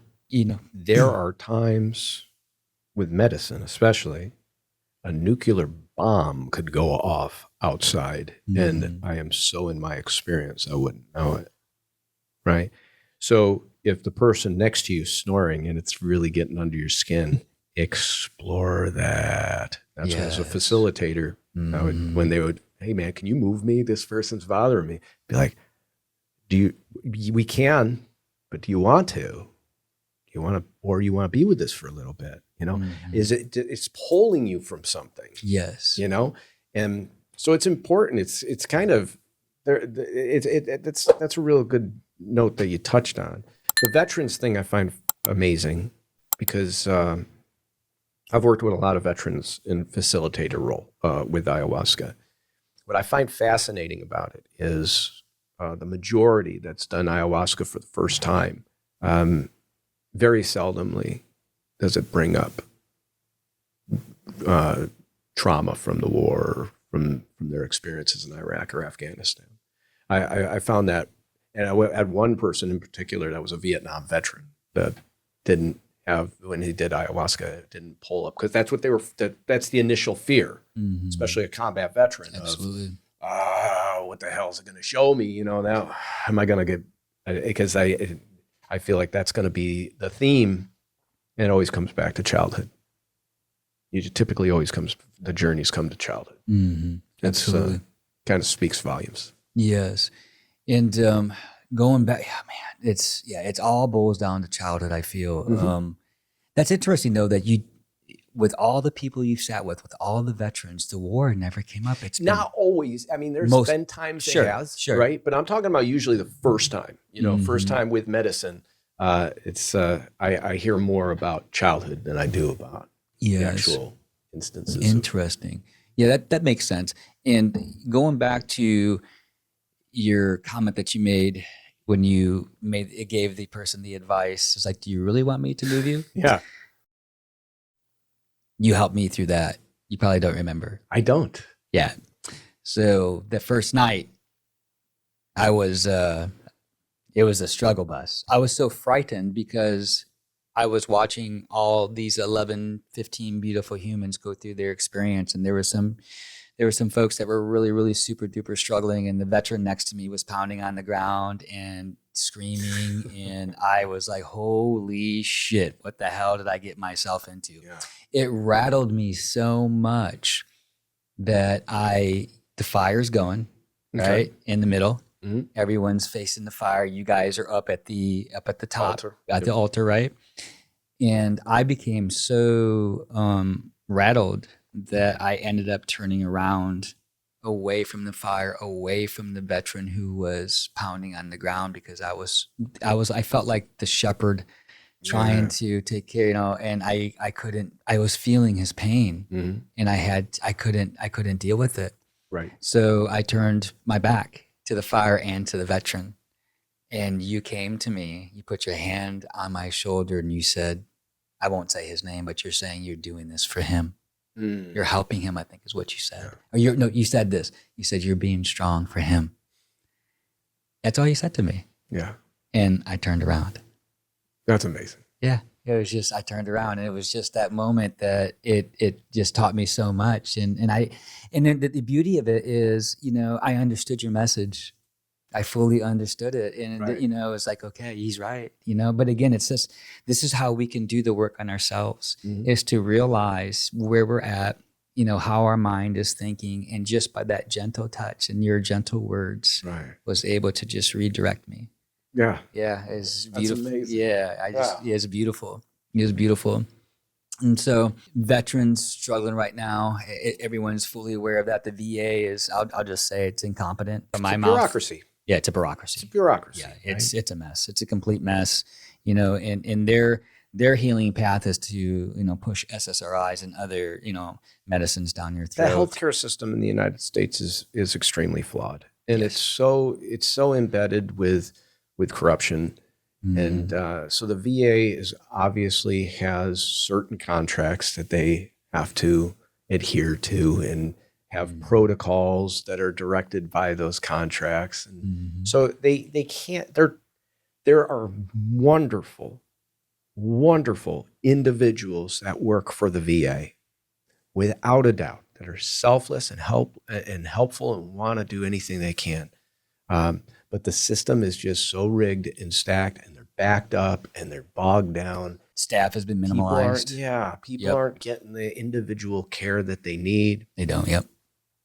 So yeah, it's disheartening. It's disheartening. But there's really, really amazing places out there. One I know of personally because I'm on their board of directors, but and I know the owner. He started it a long time ago. This Wellness Retreat Alliance, you know, and I'm sure you're aware of it. WRA, and they just find retreat centers wherever you are in the country. They'll find the retreat center that you need to go to. You know, that you should probably attend. And it's a very special organization, nonprofit. That was Warrior Quest before. Right. Yeah. So I'm big heart to them for doing that. And I think it has that's one component. But there's more out there. There's more out there. It's such a beautiful thing. You're seeing veterans step up because VA won't, and it's so bogged down. But you're seeing other human beings that have been. I mean, there's another individual in Orlando. I can't remember his name. He was, I think, a fighter pilot. He's doing great work in Orlando. I can't remember exactly what the organization is, but veterans. There's one here. There is a last call. Oh, gosh, I can't remember her name. I'm sorry, but she's right here in Navarre, and she bought a farm and a ranch. I'm sorry, and Last Call Ranch. That's what it is. She bought that ranch, and she's slowly building a community in her eyes to help veterans. You can go out there. You can help with her animals. You can help with that's amazing. Yeah, all this stuff. So veterans are stepping up because we realize that we cannot rely on the VA. We just can't. No. And it's a broken system. So that's a shout out to all these wonderful people that are doing the work, and most of it is at their own expense. Trying to help other veterans because of what is going on right now, and it's a beautiful thing. I wanted to talk to you as well as for the veterans. Mm-hmm. It's hard for veterans to open up, right? Yeah. So when veterans come to you, what is one of the first things you do to try to get them to open up? More than anything is to listen, right? That's the biggest thing. I think that's where I connect with veterans the most, is I'm willing to listen to what they have to say. Because us as veterans, right, we're taught to just go. Absolutely. Tuck it down, stuff it down, go. Feelings aren't going to help you in battle. And that's true. Absolutely. There's no time for that. There's no time for that. Job to do. There's no, and that's such a, going into Soul Quest, I remember having a conversation with somebody who, her brother was a Air Force officer, and she had made the comment about, just trying to understand her brother better in terms of feelings, in terms of communication. And I said, ma'am, there's no time for that. Right. There is no time for anyone in the military to express feelings, doubts, or anything. You're on a mission. Yep. And I think government has, I think the armed forces realize that. And I think they have practices in place where they have like counselors. Mm-hmm. Hey, if you want to talk about something, you can, nobody does. Nobody does. Mm-mm. So that's my thing. If I meet a veteran, it's about rapport. Everything's about rapport. I got to connect with you. I'm trying to get my heart to connect with you. How am I going to get those? How am I going to get you to be real? How am I going to talk to that and not your head? Yeah. I don't want to talk to you. I don't want to talk to your characters. I want to talk to you. It's beautiful. Right? So it's the idea. So how can I do that? How do I connect to that? Well, I'm going to have to listen to the character. Yes. So, I'm going to ask them about themselves, or ask about questions or experiences, and I'm going to listen. I'm actually going to listen. I'm not going to sit there and listen until it's my turn to talk and go, hey, I had an experience, blah, blah, blah, blah, blah, blah, blah, blah, blah. I'm not dancing with your characters. I'm listening to your characters. I'm inviting your characters. Yes. So that in time that you might be able to get a little bit more deeper. Yeah, past let your that guard down a little superficial. bit. Yeah. Yeah, let that Yeah, guard yeah, down a yeah, little yeah. bit. Just be authentic and open your Yeah. heart to that. And you're right. It's about building that rapport and the rapport is the most relationship. important part. And you can't fake it. Mhm. You cannot fake it. Mhm. You can. I mean, somebody knows whether you're playing the avatar. Like for example, like an integration. If I was playing an integration specialist and I'm not necessarily in my heart or I'm not in the right mindset, people could feel that. Right. People know. People could feel all that. The medicine ayahuasca played a huge role in facilitating that for me, as far as being a facilitator. For me to build that rapport, the medicine helped me. And I'll tell you why. I'll break this down. At the old retreat center that I worked at that had a warrior quest, like once in a while with veterans, I would sit down, and not only just the warrior quest ones, like actual ceremonies where you have, and it doesn't have to be even military, just guys that have big walls or women that have big walls that you can't get past. Yep. When I talk to them initially, a lot of the time it's, hi, my name is John. I'm from Cincinnati, and that's about what they're willing to do. They're not willing to go deeper than that. And here I am, I'm just going to talk to you, sit there and ask about your medical history, ask about this, kind of tell you a rundown of what you're about to experience.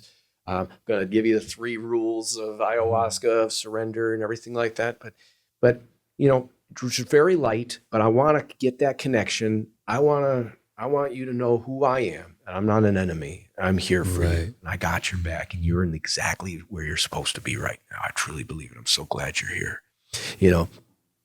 And then the medicine happens, and then the next day or shortly after the medicine, it all started when I was 6, man. Yeah. It's like the ego, there's a dissolution, and they feel like they can talk to me. And then my job there is to protect that connection. My job's there is to foster that relationship. Beautiful. Forward, right? Yes, absolutely, 100%. So that 100%. helps out. If me going to Starbucks and becoming an integration coach for somebody, very rare. It's very hard to break someone's wall down. Yeah. For sure. Yeah, that makes complete sense. Thank you for sharing that. You were part of Soul Quest. I was. Let's go into that a little bit, and let's go into what did you gain from that? What did you learn from Soul Quest? And first, actually, some folks may not even be aware of what Soul Quest is, and I think Soul Quest has been so important to the ayahuasca movement here in the United States. In Orlando. In Orlando, absolutely. So for some folks that aren't aware of what Soul Quest is, let's dive into what Soul Quest was, because it's no longer here. Yeah. It's still a beautiful place. It's a beautiful healing center. But what was it, and what did you learn from it? Yeah, Soul Quest it saved my life. It absolutely saved my life. I was in a place where I was after Iraq and my divorce in 2011. I like to call I had 7 years wandering hell. 2011 through 2018 was I have a pretty high stress job that I can't do drugs. I can't do alcohol. I can't. I can't go to a psychiatrist and get on SSRIs. I'd lose my job if I did that. I was the man that should have been on them. I was very suicidal. I was very, only thing kept me going was my kids, and it was the times I was earnestly trying to get out of it. I became Buddhist and had a yoga practice. I started doing yoga and started a practice and started a meditation. And I was doing all the right steps. I just couldn't feel it. You know what I mean? Yes. Like that cloud was over me always, that cloud of depression. And it just got exhausting. It got exhausting. I remember looking at my children and saying goodbye when I found Soul Quest. I was going to do this. I remember saying goodbye to my kids.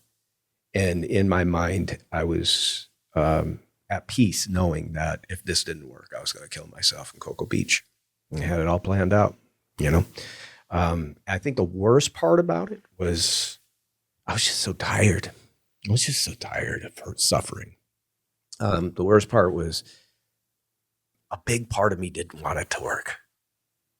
A big part of me was like, I hope this is just a lost cause because I'm just done. I just don't want to do this anymore. And that experience saved my life. First experience with it was terrible. I tried to run. I had the wrong mindset. I couldn't run. I was stuck. I was stuck in a state of resistance. And I was in my mind. The theme, my intention was, my intention was to feel love again. That was it. It was to feel love again. But my first experience was strictly, you're not a part of anything. You're not a part of anything. And I think part of that I wanted to love again was this idea I want to feel connected. And it was showing me every reason why I wasn't. It showed me every reason that I wasn't, and that perhaps I maybe never will be connected. It was terrible. It showed me everything like that. It was so funny. The medicine was so tricky. It was so funny. It would be like, here's this. And I would explore this, and then it'd be like, and you're not a part of that. Wow. And here's this. And I'd look at that, and it'd be like, you're not a part of that either. There was this, I find this so funny. There was this one part of medicine at the end, towards the end, where it was like, do you want to know what it really is? And I'm like, no. And it ripped me through this reality, through space. Boom, all this consciousness. And I'm like, wow, this is amazing. This is consciousness. It's just this colors and vast and beautiful. And then I'm like, oh, I'm not a part of that. Wow. That was it, man. Over and over, just cemented over and over. Scared me to my core. It really did. Scared me to my core. Nothing very much scares me physically in this world. This scares the hell out of me, right? And I just remember wanting to leave. And that Dr. Scott saved me. Somehow, some way, got me to drink again. Second time was, I was nervous. I kind of told the medicine I wasn't coming back. I understand. I'm not supposed to be here. I get it. Second time I drank, I'm nervous. I'm like, I'm here again. What's she going to do to me now? I felt someone hug me from behind when the medicine kicks in. I'm like a facilitator or somebody. I turn over and there's no one there. Oh, yes. And I felt love. I was flooded. I am supposed to be here. I am important. I am connected. I'm always connected. I'm always here. It was just flood of just connection. And it saved my life. But this is the cool part. And this is why I bring this up. That polarizing, that was the beginning of my duality. I got to see both, right? And it really made me analyze. It forced me to analyze things through duality. I was like, wait a second. Here I am in depression, and I'm womanizing. Here I'm earnestly trying to get out of my depression. I'm doing the Buddhism. I'm asking, what the heck? Why can't I find relief from this suffering? Oh, I'm creating my suffering. I'm still, even though I may earnestly in one hand be trying to do something, I'm completely decimating myself in the other hand with the womanizing. Right? And it showed me that. And it was like, okay, you're suffering internally and you're desperately seeking externally for something to fix it. Validation. Yeah. Validation, whatever. Yes. It could be greed. It could be vanity. It could be anything. I'm looking away from me because I'm damaged inside, wanting to rob the external from something to put it in me to make me better. And it's like, flip that. Instead of my suffering internally and trying to take from the external what I need, how about find that connection with my internal? All my answers are within. Connect to God, that's within. Exactly. And instead of take from the external, bring that to the external. Give to the external. Oh, that's it. That's the flip. That's the duality. Instead of take from the external when I'm empty internal, it's no, fill yourself internally and give that externally.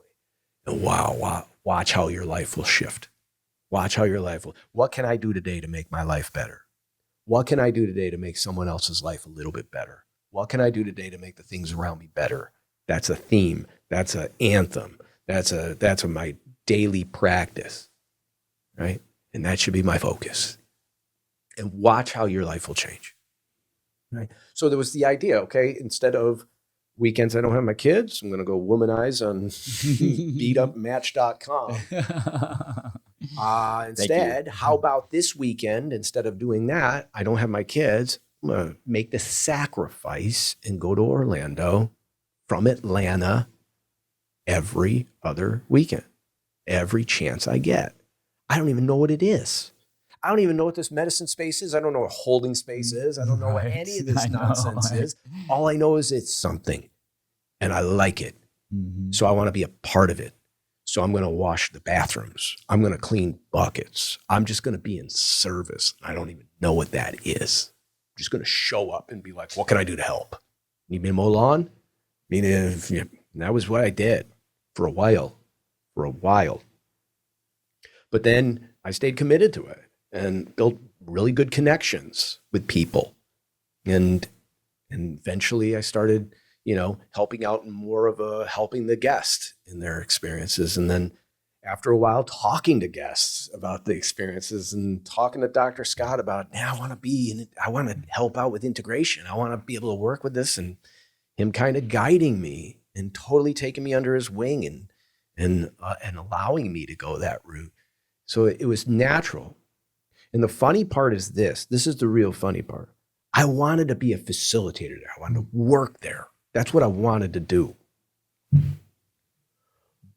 But that's not why I was showing up. The reason why I was showing up was because I just wanted to be there. I just wanted to help. And everything else just unfolded. I eventually did become a facilitator. I actually did become an integration coach. That unfolded naturally, not because I created it, not because I tried to control it or try to manipulate it in any sort of way. I just showed up and trusted the process.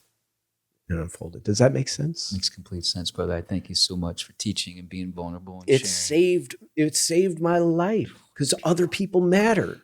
All of a sudden, when I care about other people, I'm not so hung up on me. Right? It was really important. Really important. Thank you, brother, for teaching. I appreciate that. SoulQuest was just a wonderful, beautiful place. It was. And it was. You could feel, as soon as you got there, you could feel it. Mm-hmm. I remember the first time pulling up, I could feel it. I just the excitement, just the energy, just the love. Yeah. And it gets a lot of hate does. Now, especially now, in hindsight, when people look back, a lot of people will say a lot of bad things about it, but I'll tell you that because I think it wrapped up in 2023. I think at the end it had its run. Mm-hmm. But I will say that there's snakes in the garden everywhere. Yes, everywhere, right? But there was a lot of magic at SoulQuest. There's a lot of people that saved a lot of people or changed the trajectory of a lot of people, and that was a source for doing it. Ayahuasca was the one that did it, right? But that was the setting for that medicine to do its job. And I think it did its job very, very well. Yes, yes. So I have nothing but kind words and good memories of SoulQuest. Yes. Even at the end, towards the end, when the relationship with me, with the owner there kind of went sideways. Sure. I love him. I love the place. Absolutely, 100%. I'll never, ever, ever, ever have a bad feeling about those memories. Those memories, all the people I met, absolutely, that were there and connected with. Yeah, amazing. Yeah, I agree, brother. It was a magical place, and it changed a lot of people's lives. Yeah, 100%. It changed my life, for sure as well. One question for you. Yeah. So who's holding space for you? Love to think that I can do it on my own. You can't. You cannot. You cannot. I have an amazing family at Sacred Sanctuary. That is a spur off of SoulQuest in Orlando. There's so many now. They're all over. They're all over. I got an amazing family at Sacred Sanctuary that I truly, truly can lean on. And realizing it more now, even, with all this work, I still am learning. I realized that I still do isolate. I still do try to do this on my own. It's hard for me to still be vulnerable and reach out and be human and allow people to see me be human. So I definitely am leaning more on the people that are close to me. Good. I'm going through a major metamorphosis in my life right now. My son and my daughter moved on this year. My son went to the Navy. My daughter's going to college at the same time. Right? It's like amazing. They're not twins. They're 3 years apart. They chose 2026 to make this happen. Yeah. So this has been a very cathartic year. Both my kids off to start their own life. Our relationship changes. I'm no longer the keeping my refrigerator full and making dinners or breakfast or hearing them around the house, or no more impromptu visits from my daughter after school. None of that. It's really hard on me, but at the same time, I'm very proud. So I know now I'm in this phase, and this is all opening up for me to start exploring. Okay, who is holding space for me now? Right. Who am I electing to hold space for me now? And what's that going to look like? And so I'm in it. And I'm in that phase right now, right? Sure. I'm in that phase right now of, I don't know. It's a good question, right? I got great people that do hold space for me, but I don't think I'm as vulnerable as I could be. Does that make sense? It makes complete sense, brother. It makes complete sense. How about you? It. Gosh, that's a good question. Yeah, reverse card there, bro. Well, yeah, thank you. I appreciate that. That's such a great question. And me too, I'm also in a metamorphosis stage as well. Yeah. And you're right, though. It's important for us to have community. It's important for us to have a mentor. It's important for us to be able to share and, what we're going through, specifically men, because we don't want to talk, and as you go through metamorphosis, people come in and people come out. Yep. And, as we go through changes, your circle changes as well. But it's definitely something that I'm very aware of, is to have that person or persons that I can rely on and say, hey, I need to talk, or etc. Yep. And, it's always flowing, and it's a work in progress in terms of, as you make changes in your life, some people kind of shift out. And when you go into a new phase, some people come in. Right. And I'm open to having that. That's it right there. I'm open. You nailed it. That is the most important part. And that's where I feel I am too, of this idea of, I know I'm limited, but I'm open to start leaning into that discomfort of allowing myself to be vulnerable. Absolutely. That's the key, is again, realizing where you're at. Yes, being aware with it, right? And okay, with awareness comes choice. And I'm going to make a choice that I know that self-isolation is not good. Right. I know I need to have another human being with me that I can rely on. I can speak, I can share and be vulnerable. Right. And be 100% transparent. Yep. I'm just a flawed man doing the best I can. Mind is so sophisticated. Now let's just talk about resistance, the stages of resistance. There's always a deeper surrender. Sure. There's multitude of stages of resistance as well. Like, for instance, just the isolation. I'm not isolated. Exactly. I hang out with friends. I'm not a recluse. I do things outside the home. That's first stage of resistance, where it's like, yeah, you do, but do you have that deep relationship with a friend? Do you have that? Do you really allow yourself to be vulnerable? Or are you a gosh darn character everywhere? Right, exactly. Yeah. 100%. That's number one. Number two is then all of a sudden it's like, I am a recluse, I'm stuck in that stage, I do, but I can man it alone. I don't need anybody. I can will through this. That's not only the only way. I don't need to have anybody. And goes through that stage of resistance to now the stage of where we are in resistance, where that's not working. And I accept where I am. Absolutely. I accept where I am. and I'm willing to change. I'm Absolutely. willing to go to that next step. 100%. And, I wanted to wrap up. We'll wrap this up. Yeah. And I want to thank you so much. And I just want to give you a personal thank you, brother. Oh, absolutely. Thank you, man. Thank you. So I really appreciate it. I might get a little emotional on this one. So, thank you. I appreciate you, man. I appreciate you. You're really doing wonderful things. I love this show. Maybe we'll do this annually. Yeah. I would love that. Yeah. I always remember this one time. It was the last night of the first ceremony I did at Soul Quest with you. Okay. And I went through it. Just went through it. My heart was opened. The medicine did so much work on me that weekend. And it was Saturday night and it was almost over, and I'm laying down in my mat. And this time, at that point, we could take our mat out by the fire. This is way long time ago. And I remember just hearing this, and it was you. And you gently put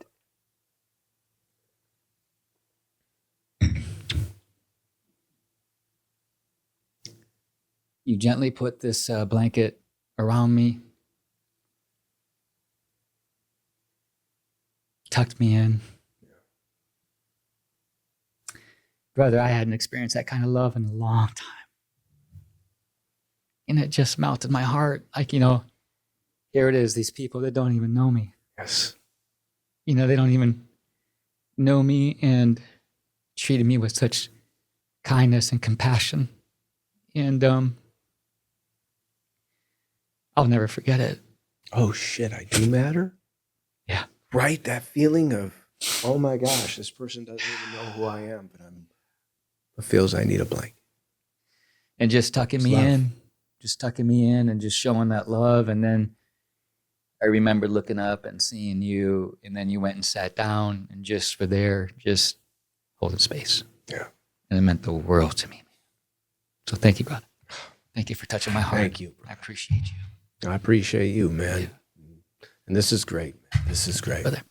Yeah. Wrap it up. That's the beautiful part about this. Yeah. That you are experiencing life in the only way you know how, in the process you're in, exactly how you're supposed to be. Yeah. Me too. Yeah. And everybody else. Yeah. Nobody's doing this wrong. Absolutely. Even if they're stuck. Yeah. Because they're supposed to be. It's like, feel it, work through it, learn it, face it. Yeah. Thank you, brother. Absolutely. Appreciate you. Well, thank you, brother. Yeah. Appreciate you.